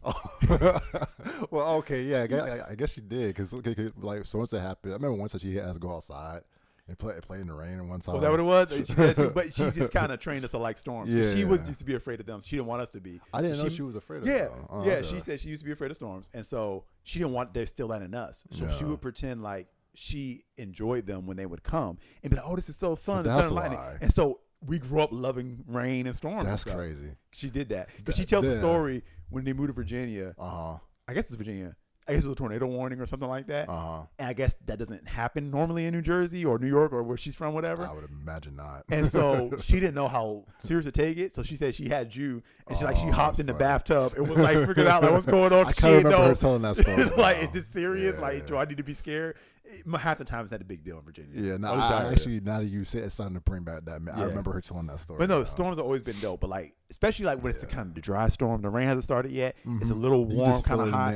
Yeah, and you can see the lightning, and maybe even hear the thunder. Like it goes kind of hard. Like those are my aesthetics right there. Yeah, they said I was lost, but now I'm found. Why would I want to feel lost? It's something about, and maybe, and I'm about to sound like a douchebag here, but like people with like, it's gonna really sound like I'm being a jerk right now, but like I don't want to say like intellectual, but people whose brains are always running and thinking and creating and like running overtime to kind of reach a state of simulation where nothing's stimulating it, where it's emptiness. I don't think that's douchebaggy. But it may sound like I'm trying to be like, I'm super extra, like I'm such a genius that I need the solitude. But like something about solitude and silence and being alone, which is probably why I also like space too. Like when Visual Dawn came out and all his space edits were coming out and everybody was just taking it and reposting like that, that was a great time. Was that the NFT stuff? Yeah, during the NFT era. Like NFTs came like right around the same time. But he was making all these visuals and stuff. And I love some of that stuff. In case he always gets mad when she walks in the room, if I'm like vibing out, whether I'm working on something or I'm reading, and she'll come in the room and I'll have something on the TV, like one of those scapes. And she'll be like, yeah, your weird stuff on. Did I ever show you the one I do? It's called Ambient Outpost. Oh yeah, you did send me that. Matter of fact, let's go look at it right now because I just like that. Those are cool. That's what I do. So like when I'm working and stuff like that, I'll put that on and like I'll have like on the TV or whatever, and it's just like background.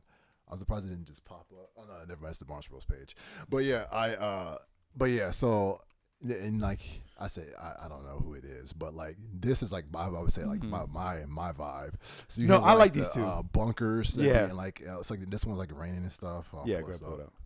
Like this one's like raining and stuff like that. Yeah. And then sometimes there's other ones where it's like on a beach, but all of them you're always in either a bunker. It kind of reminds me of Lost in a way. Yeah.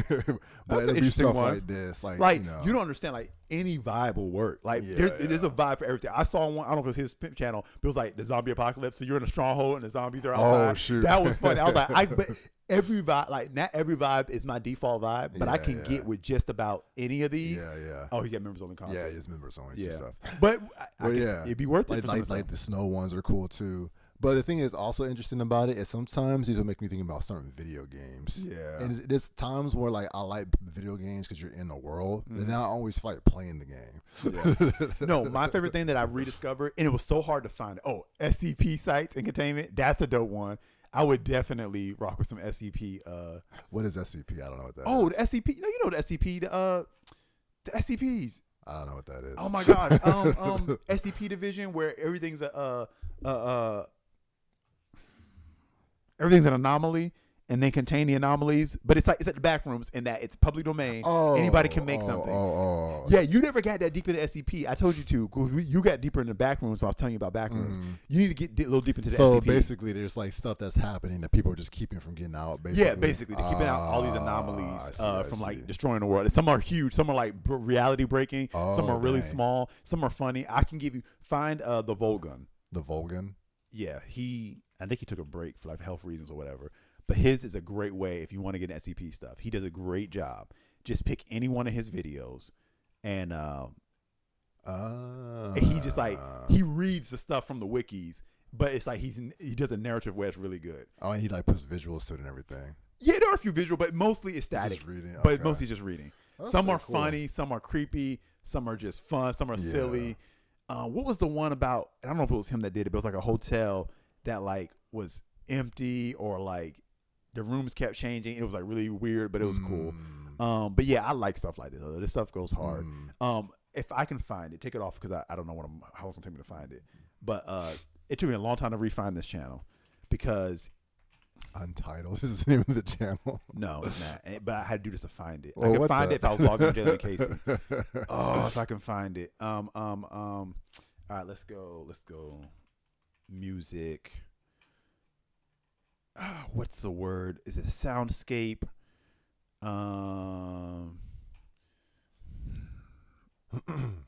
Hold on. I can find it. It's interesting. I can find it. What's the He will find it. I've never seen Jen and Nat find something before, so I have full confidence that you will find it. Yeah. If I could just pull up Jalen and Casey because I got it. What's what can you have on your phone? Yeah, on my phone. Yeah. Oh, the phone's over. Your phone's Yeah. over there. If I was logged in, hold up. I'm gonna find this. Untitled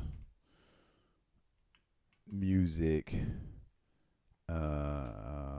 As he's looking for this, listen to the comments. What are some things that you guys like to chill out to? Yeah. What's your aesthetic? We got lo-fi. Yeah. What are some things that you guys like?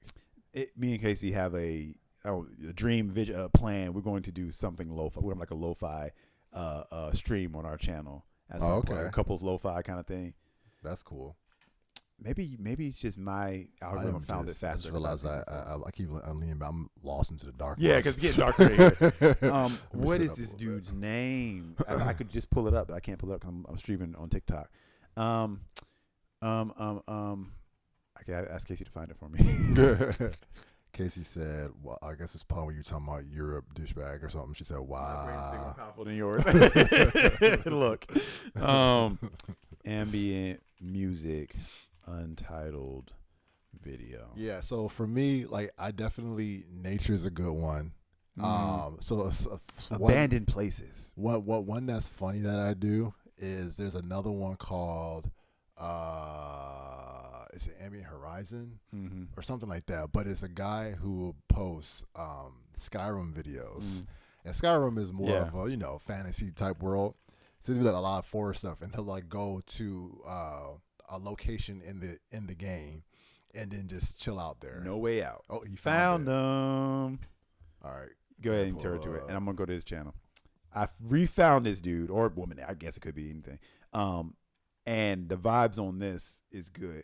And where's the video though? There's one video that's got like mad views. That's like crazy, and it's Hopefully they're not one of those people who delete their stuff. no. Or did I just find this person in addition? There may even be somebody else, but it's always like, yeah, this is one of them. But the vibe is very interesting. The music, it's like, because it's not lo-fi or anything like that, but it's like the vibe of the music. Will it play for them here? Yeah, it will. Yeah, it'll play. It's muted right now, but it'll come through. But the vibe of the music. It should come through. I never checked that for the small one. Let us know if you guys can hear this. That's the vibe of the music. Okay, super chill. It should just like this girl is outside just chilling. Yeah, whatever. Everything's usually a still image. I mean, you got a little bit of Yeah, emotion he's in got there, some emotion in whatever on like that. it, But it's just yeah. like the chill vibe, like, okay, just calm me down kind of thing. But Yeah. but I don't think that's his channel. There's somebody else. You can switch back, Okay. and I'm gonna see if I can figure it out. I misspelled ambient. I didn't even notice this one. Ambient music.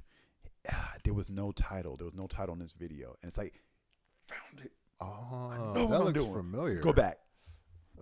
Big. Monster Big.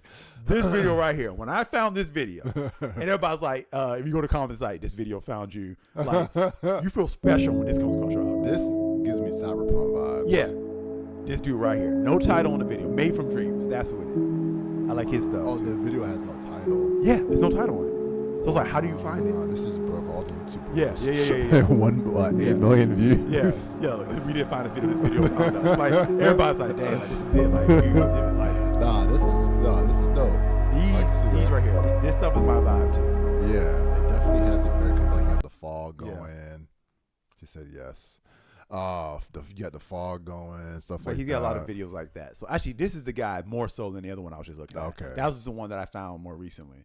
But yeah, these are good. I love these visuals. Like, oh, that's huge liminal right there. Oh, just an open field, yeah. Oh, yeah, you got someone somebody's moving. actually moving around. That's insane. Like, I would love to be there. So now, where is there? Because It's probably made up. no, Blender. but the thing is funny. You literally have clouds on the ground. It's Like, oh my gosh, like this is the place that I would design and get lost in. Yeah. Where's Jalen? He's in some escape somewhere. Like, I would, my God, like I would find places like that for real. Like all this stuff, visual, like this is my aesthetic right here. The stuff the thing that's cool about these is, and stuff like this in general, is that you can view it without being there. So it's like there's a lot of places. Some of these don't even exist, but Yep. some places like this you can't go everywhere in the world. Exactly. So it's kind of cool. People are able to find different niches, different nuanced moments. It was like, oh yeah, and feelings, and just kind of bring them to. Yeah, and that's what it is. The aesthetic of feelings, like it just gives me a feeling. Now, here's something that I would like to do with this kind of stuff. You like get inspired by things, take scenes like this, and then make a story. make a story off of it. I would love to do Because that. I remember you used to do that on Instagram, yeah. On Instagram, I used to I was do actually that. gonna bring it up to you recently. 'Cause I meant to say something to you about it, but you used to like look at just like little images and you write a whole story off of it. But like seeing scenes like this and then turning into a story. I'm only here. Visual Dawn is Oh yeah, is good at I've this stuff. definitely seen. Yeah, it. he's dope. When he came out with this visual, it took over Instagram by storm, and I loved it. I'm only coming here to troll Casey. She doesn't like when I watch. She doesn't like this one because like you lost in space, whatever like that. The Walk on the Moon one probably is the least offense to her, but there was Yeah, one Walk that on she the Moon just one. absolutely hates, and I'm gonna find it just to troll her so she's watching. she Where she is probably gonna it? click off. She knows exactly which one I'm talking about too. This one's dope. This is the one she hates.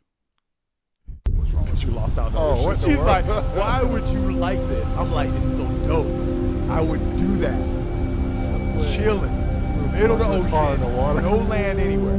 Just could never happen. Your car would sink, right? But I'm saying, just have a go. if I could artificially create this scenario, I'm smart enough. I can't see land anywhere. It's just me and the moon. Like this aesthetic goes so hard. And she hates me.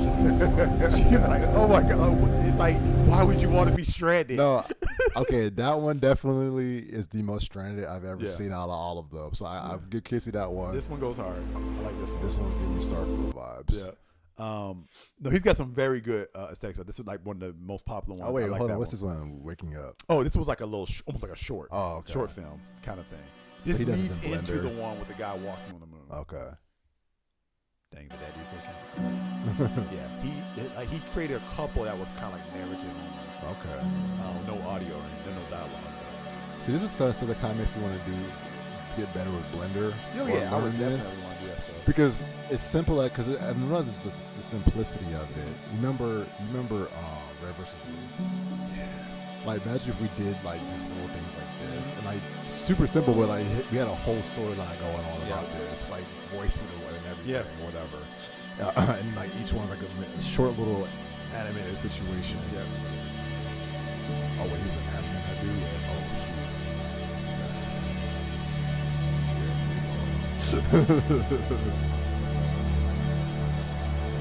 This is what's so good. Let me find. He's got a lot of go. I like that one too. There was another one I'm thinking of. That's pretty dope. Is that him right there? Yeah, that's him. Okay. Yeah. His story is pretty cool. Like he said, I don't know if he quit his job or got fired or something like that. But then he said he maxed out his credit cards to go all in on his company doing this, and he made it. Man, that's good. He Let's see.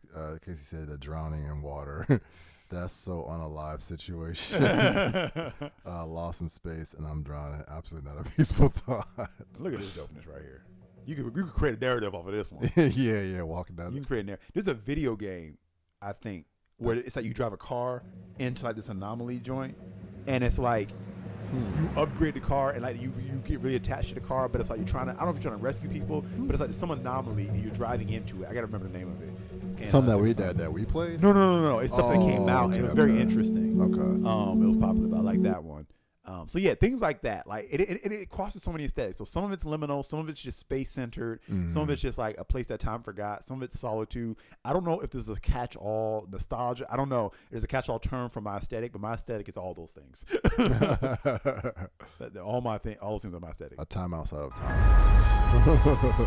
Which is why I love the ending of Death's End when they get the little miniature universe, where it was a very small, but it was like a little bit like that was really cool. You never watched everything. Every all I want. I didn't like it. Oh, you did watch it. I did watch it. Okay. I like parts of it, but I didn't care for it overall. Yeah, I feel like that was one of those. I liked it. A lot of people I have heard say I'm gonna literally do this. I don't know the mechanics of how it works, but I'm gonna literally do this exact thing one day. It's there right there. Turn it off, yeah. I'm gonna try to look up that game. Video game. Driving into an anomaly, and then I'm gonna see if I can find a trailer for it. Driving into an anomaly. Yeah, I'm trying to think about a video game that has to do with a car that you're attached to. Pacific Drive. That's what it is. It's called what? Pacific Drive. I'm gonna pull it up. Pacific Drive. Yeah. I mean, when I first heard of it, I was like, "This sounds very interesting." Let's just do a gameplay trailer. Hopefully Sony is okay with us showing this. Yeah. I'll put it small.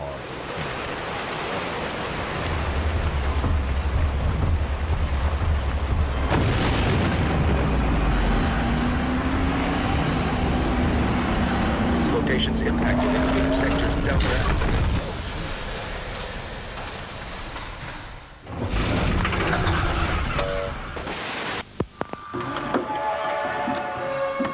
Field Research Training Module 1.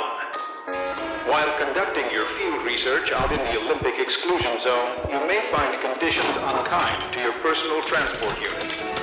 Steel and rubber in particular are extremely susceptible to zone conditions.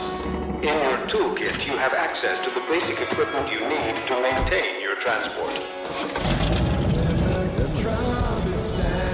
When out on the field, make sure to utilize all appropriate safety gear and equipment. ARDA does not condone petty theft. However, should you find yourself in a life-threatening situation, you may at times borrow from your surroundings. Scavenging off other cars. So like the car is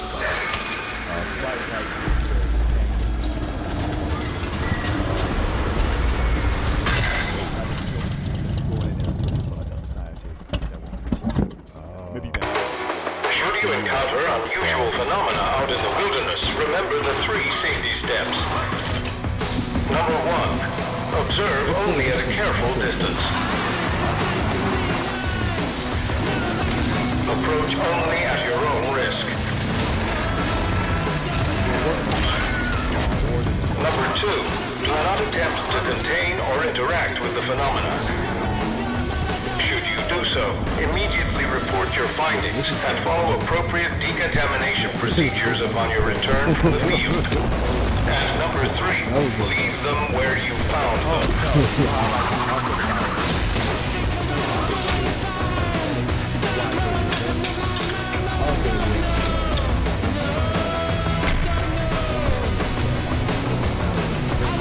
Above all, do not forget the most important critical rule.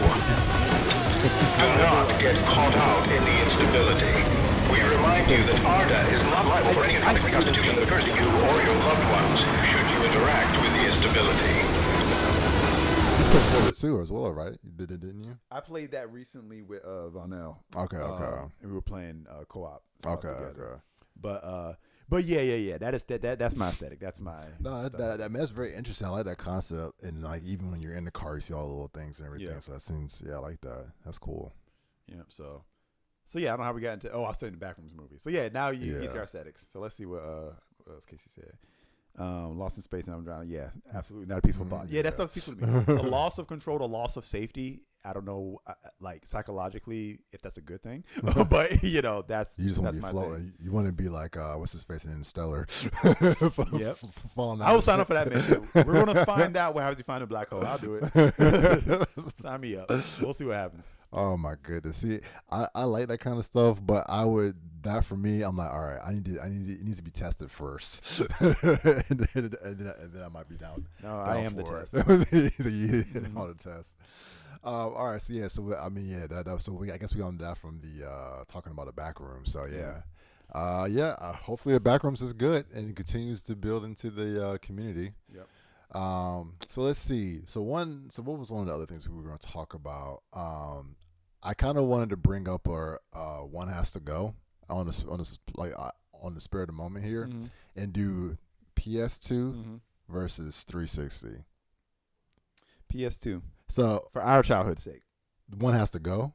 Yeah, for our. I'm not saying for the industry as a whole, but for our childhood's sake, Xbox 360 probably had a bigger impact. Okay.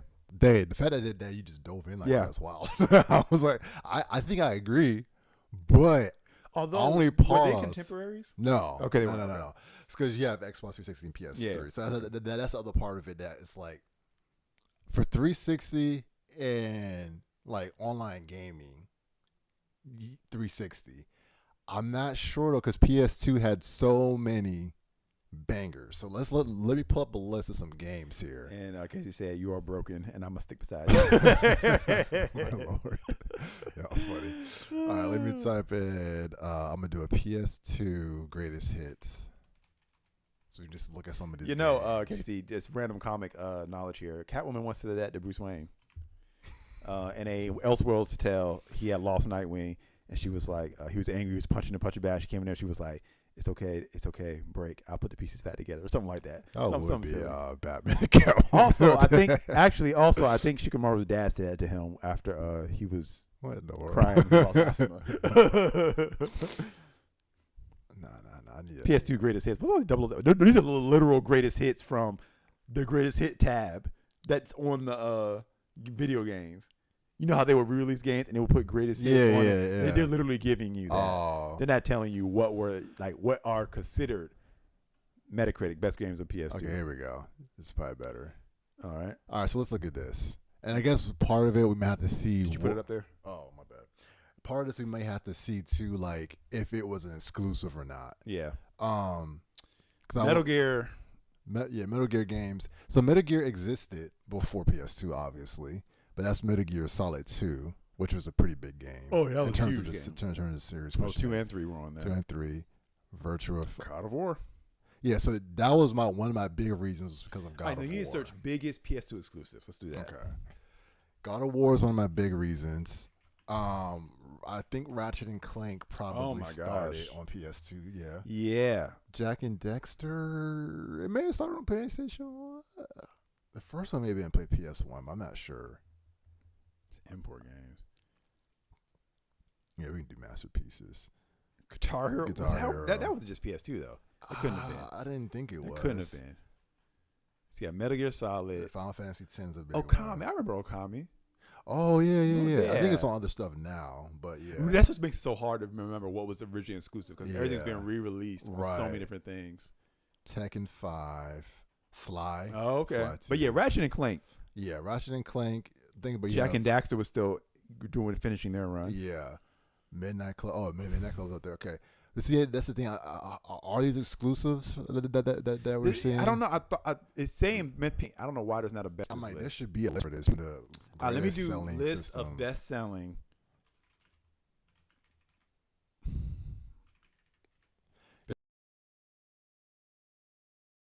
I feel like it should be PS2 exclusive. a clean list for this. Good Like, Lord. this should not be hard. I don't want best-selling games. I want exclusives. Like the fact that there's no game list for this is wild to me. Like someone should have put this list together. Okay, here we go. All right, God of War 2. Yes, God of War. Shadow of 1, the God Colossus. Of War 2. Yeah, Shadow of the Colossus. That's a big one. Twisted Metal at the time was big. Eco. All right, yeah. I don't remember Downhill. Gran Let's Turismo. get a couple Gran Turismo. So Gran Turismo's big, but I don't know that it has in the racing industry how much of a Ace Combat, really? That was Final Fantasy 10. So yeah, I keep seeing Final Fantasy 10. Final Fantasy 12. Really? Yeah, Final Fantasy went for a while on PS2. The 12 came out on. Yeah. I actually remember playing it on PS2. Now That is I think weird. about it. Or is it? I'm just thinking about a different one. I'm thinking about 14 or something. Metal Gear Solid 2, Sons of Liberty. Yep. Metal Gear Solid 3. I Snake mean, Eater. yeah, it's like a lot of the big Metal Gear games came out on the PS2. This goes to show that the PS2 life cycle is so long. 'Cause we got It multiple was. sequels to games, Yeah. and a lot of times, sometimes that doesn't always happen. Yeah, anymore. no, for sure. So all 3 slides. That's crazy. I think the thing with Ratchet and Clank probably Yes, you're right because about it that. was Going Commando was Up Your Yep. Arsenal. Yes, Yep. Up Your Arsenal. And Deadlock. Okay, yeah. So all that Kingdom Hearts. Oh my god. So I feel like Oof. the vibe would have been games that give you a certain vibe. I think that's probably why I always try to get into Forza Horizon games for the liminal stuff. But Kingdom Hearts, I feel like it's the perfect vibe game for me that I never played. Yeah, I feel like that I don't know. Now why I you went never on played it. on some game Chain of Memories. Oh, Me the- on the us game- owning the, a Game Boy Advance yeah. introduced me to some franchises that I never played otherwise. Yeah, that's what I'm saying. Yeah, you Yeah. think about it. Because Golden Sun, Yeah. the Golden Mega Sun. Man Battle Network series, Yeah. games that I never would have, because of the Game Boy Advance. So that's why I want to say, if I want to say one thing, put it back to us real quick.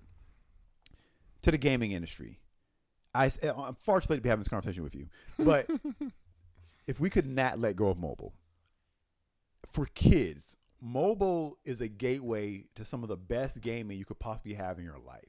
Any Pokemon fan will probably tell you that. Some of when I think about my favorite games, I tend to think console first, but then I start remembering some of the stuff I played on Game Boy Color, Game Boy Advance, like the Donkey Kong Country game I had. Was it I 3? remember that, That yeah. one, we had that one. We had the Tetris, replaying Tetris over and over again. Yeah. On Game Boy Advance, the F-Zero game that we had. I yeah. beat probably more mobile games than I beat console games, to be honest That's with an you. interesting thought. Because Yeah, I completed the F-Zero game. Did I ever finish a Donkey Kong Country game? Donkey Kong games were hard. Yeah, they were hard. especially on Game Boy Color. God dang. So then, what was it on Game Boy Advance? Else we played. I just mentioned so Golden Sun, Mega Man. Mega Man Battle. I beat those games. And then Kingdom Hearts Chain of Memories. That's the Yeah. only Kingdom Hearts game I played because I had it on Game Boy Advance, but I didn't have it on anything else. So I missed out on Yeah. Kingdom Hearts 1 and 2 because of that. That's interesting. Because you never got into like the DS and stuff like that, did you? No, and that's where I Okay. fell off. And it's like, I kind of wish I had. Yeah. Now that I have a Switch and my son's Switch, I'm playing games again now. That's like, yeah, man, if I'm not playing it mobile, I'm probably Yeah. not going to experience it. Which is why I need to get a Steam Deck. No, so that's my next question. Are you talking about you want games specifically made for mobile only, or are you fine with having stuff like It's a Steam okay if Deck? it's like that. I mean, Because there at least used to be a difference. no, there was a difference. And They're maybe we are blurring missing out now. on some things. But at the very least, thank you, Nintendo, for having a Switch. Hopefully, after Switch 2, you continue to do these hybrid things. Yeah, they're not. And Steam Deck is smart. And I know the other, like the PlayStation Portal, I think Xbox, they have the Rogue Ally. yes, about that. So they exist. And I think it's important that we keep that existing Mm-hmm. because it's just, but there is something special. And maybe it's over now. Yeah. 90s, early 2000s. I think that kids having a mobile system, which is different. Because that was like a kid thing for sure. Yeah. That it was like geared toward, and like they made the games. Oh shoot, I didn't have it up all the time. No, well, we were Always talking, was yeah. They made the games specifically for that system. So so obviously, longest time I thought we went from the first Animal Crossing game.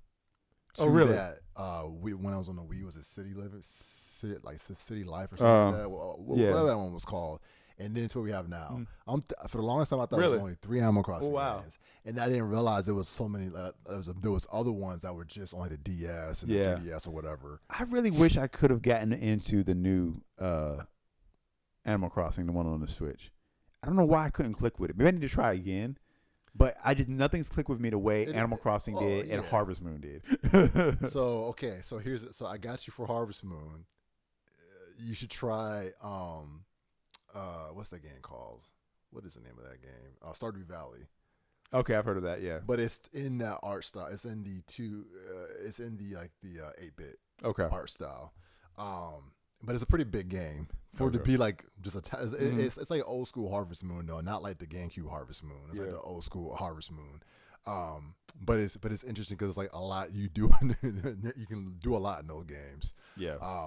But yeah, like the farming simulator type stuff. Farmers Simulators, man. Those special games, man. Yeah.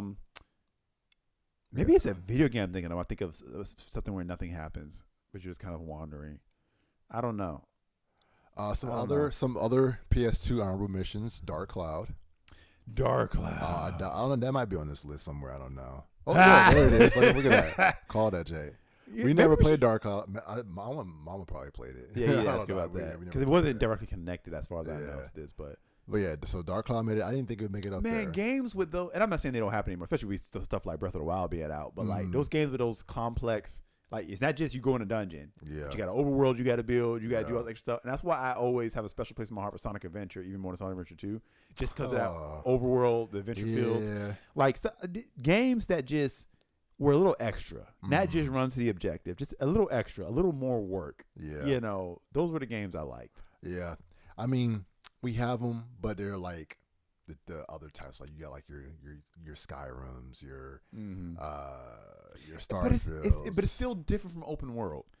Because open world, yeah, that should be the But answer to it. I know what you're saying, But yeah. it's still something different. It's I don't different know. where it was like the games that weren't necessarily open world, but you had like an open areas. Yeah. More so. And And I you kind of think- split it up, you know? Yeah, like you have like it's like you're right. You had like the overworld, and then you had like other part. Like you had like the child stuff. More so in the second one, but the first one had them too. You would like go to little stages. Like you had like the little. It was like a lot of little different things you did in those games. Yeah. So the format of gaming is just very different now. It's really a lot more built around multiplayer. Yeah. And then you have like games that just, we talked about this before. You have games that don't end. Yeah. Like your Fortnites and stuff like that. To a lesser extent, you have like Minecraft, kind of is in that realm of like an open sandbox. Like you never have to really stop playing it.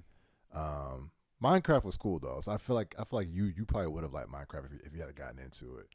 Oh, Shadow of Darkness was a game that I feel like it's slightly liminal, but like really that weird. I think it's what it's called. The one where you keep going back to try to stop your own murder. Okay. No, it's not Shadow of Darkness. What's the game? I know what you're talking about. I have thought about that game off and on throughout the years. We talked about it fairly recently. We did? Yeah. I meant to ask you about it before once. Well, I don't know if I never thought to ask you about it. Because I remember thinking about that game off and on. I don't think Shadow Memories. I don't think we have talked about this recently. We did. I'm pretty sure we did. I talked about it with somebody. Shadow Memories. I yeah. remember that game. 'Cause it was Shadow Destiny. I guess it depends on which country. it was like a weird. This game right here. 'Cause I don't even remember. Remember Homunculus? She was the one that was always talking to you in the in between world when you're time traveling. yeah. It was like you're demonic, like something's up with you.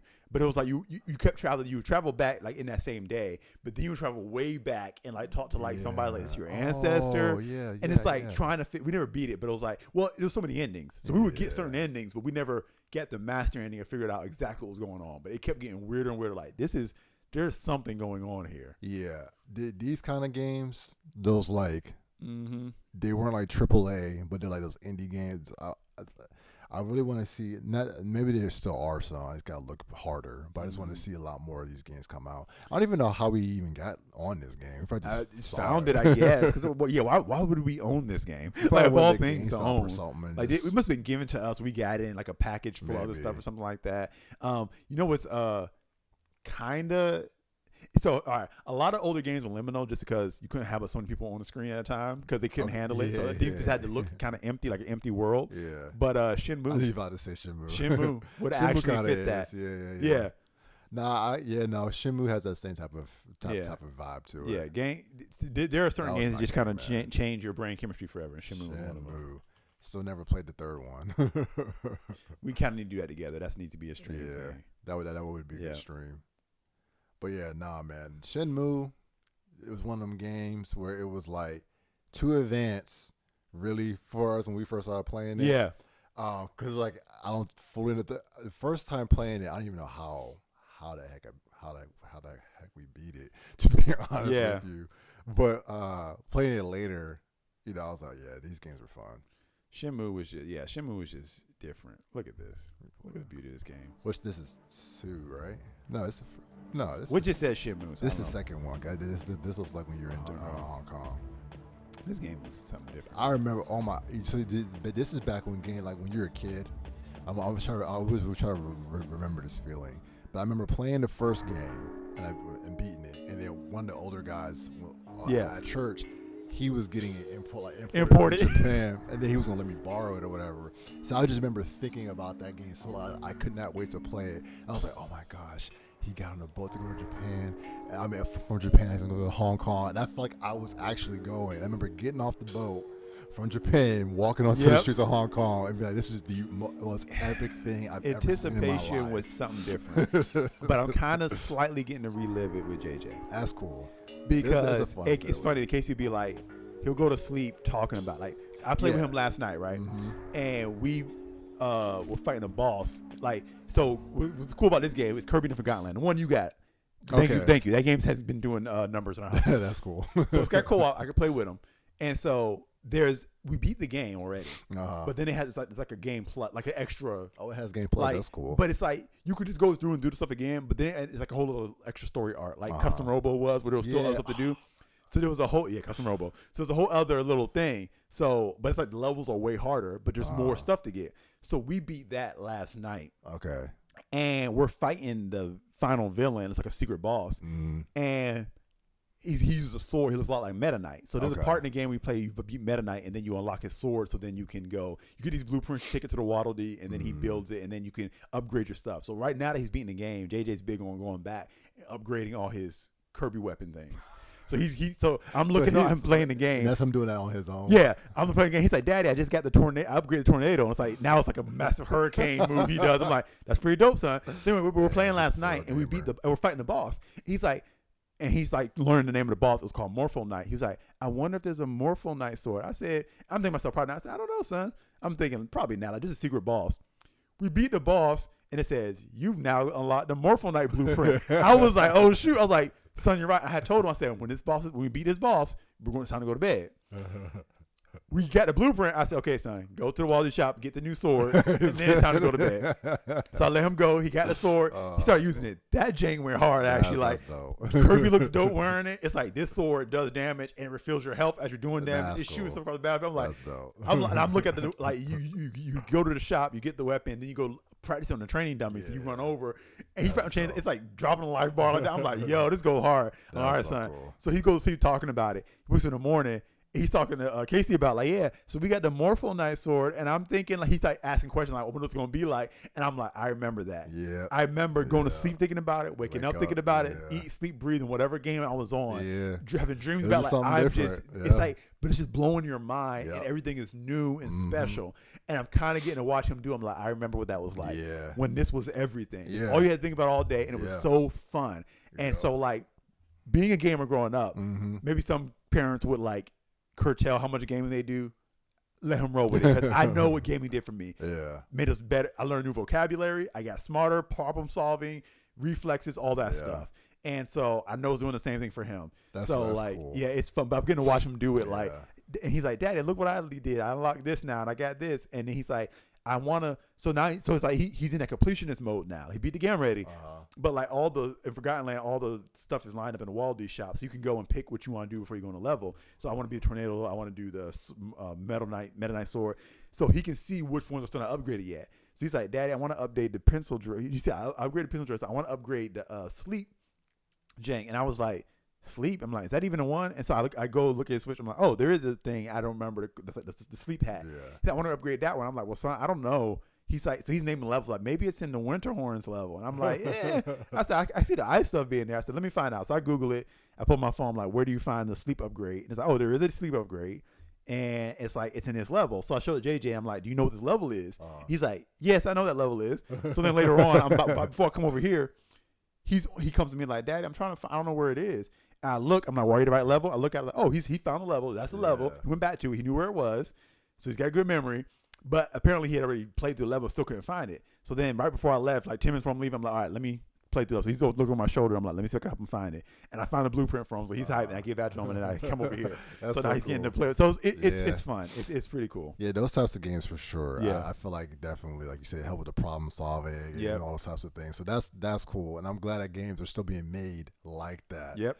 For that reason, because those types of games really, I feel like do have an impact on kids in a positive way. But yeah, no, that's legit. All right, so we did it. We're gonna close out here soon, but we didn't do the list of Xbox 360. Xbox 360. So Xbox 360 is my most extreme game. When I became we grew up as gamers, but I feel like playing video games was just something I did because that's just what our household. We just came up in a household people who we just play video games. So I just grew up with like a Nintendo sitting there. It was just, but I don't remember. Obviously, I was a gamer, but I feel like at this point, this is when you came into your identity. Like I am like Halo shooter multiplayer doing this type of stuff. Yeah, more on the hardcore side of gaming. Halo 4 came out on 360. I thought it came out only on the one. No, it came out on 360. Okay. Halo 5 came out on one. Oh yeah, you're right. So Halo would exist without 360 technically. Yeah. We have Halo 1, Halo CE, and Halo 2. Halo 3 though. And then you have Reach as well. Oh yeah, that's why they put Reach on here. Halo 2 came out on 360. Yeah, I don't know what Reach should be higher than 4. I don't know what the heck. Maybe this is a sales. Gears. Yeah, Gears only came out on the 360. Wow. I mean, like, and there have been ones later than that. I'm just saying, but I heard that was a good game, Rise of a Ninja. Okay, yeah, I've heard people talk about it a lot. What else? Too Human. I didn't play Too Human. Ninja Gaiden. People put a lot of. I think people really were hoping this would be a much better game than it actually came out to be. Ninja Gaiden, yeah. Saints Row. Never misses. What is this list?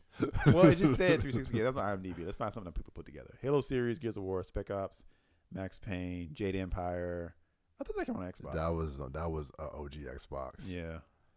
Those guys. Jet Set Radio Future. Jet Set Radio was a good game. That's another one of those. Also wasn't only Xbox, but I'm gonna throw this out there. Just remind me. 40 Winks, and I'll explain later. 40 Winks. Yeah. Okay. Yeah. So I'm trying to think of some other Lost Odyssey, which I have right over there. I've never finished playing Lost Odyssey. Really? But I think I hear people say it's like turn-based. It is turn-based? It's turn-based, but it's at the end of turn-based. But it's like this game probably is. I feel so bad talking to KOTOR. Yes, for sure. Dragon Age games. Yeah. Dang. Dragon Age, yes. Just Dragon Age alone. But again, that's not exclusive though. That's the thing. Oh, okay. Prince of Persia games?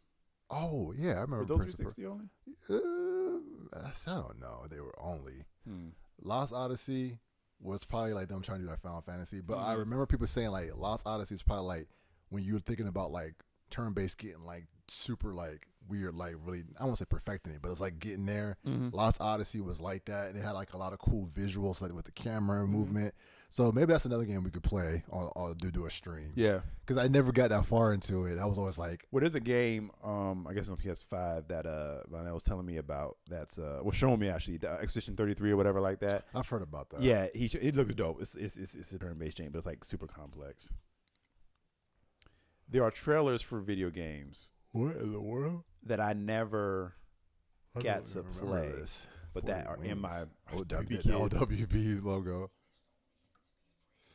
But when the lights go out, the nightmares come out to steal my dreams.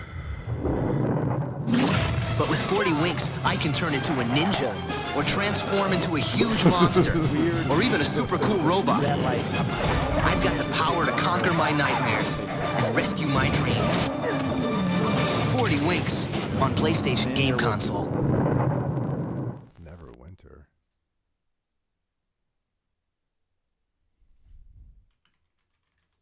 Huh.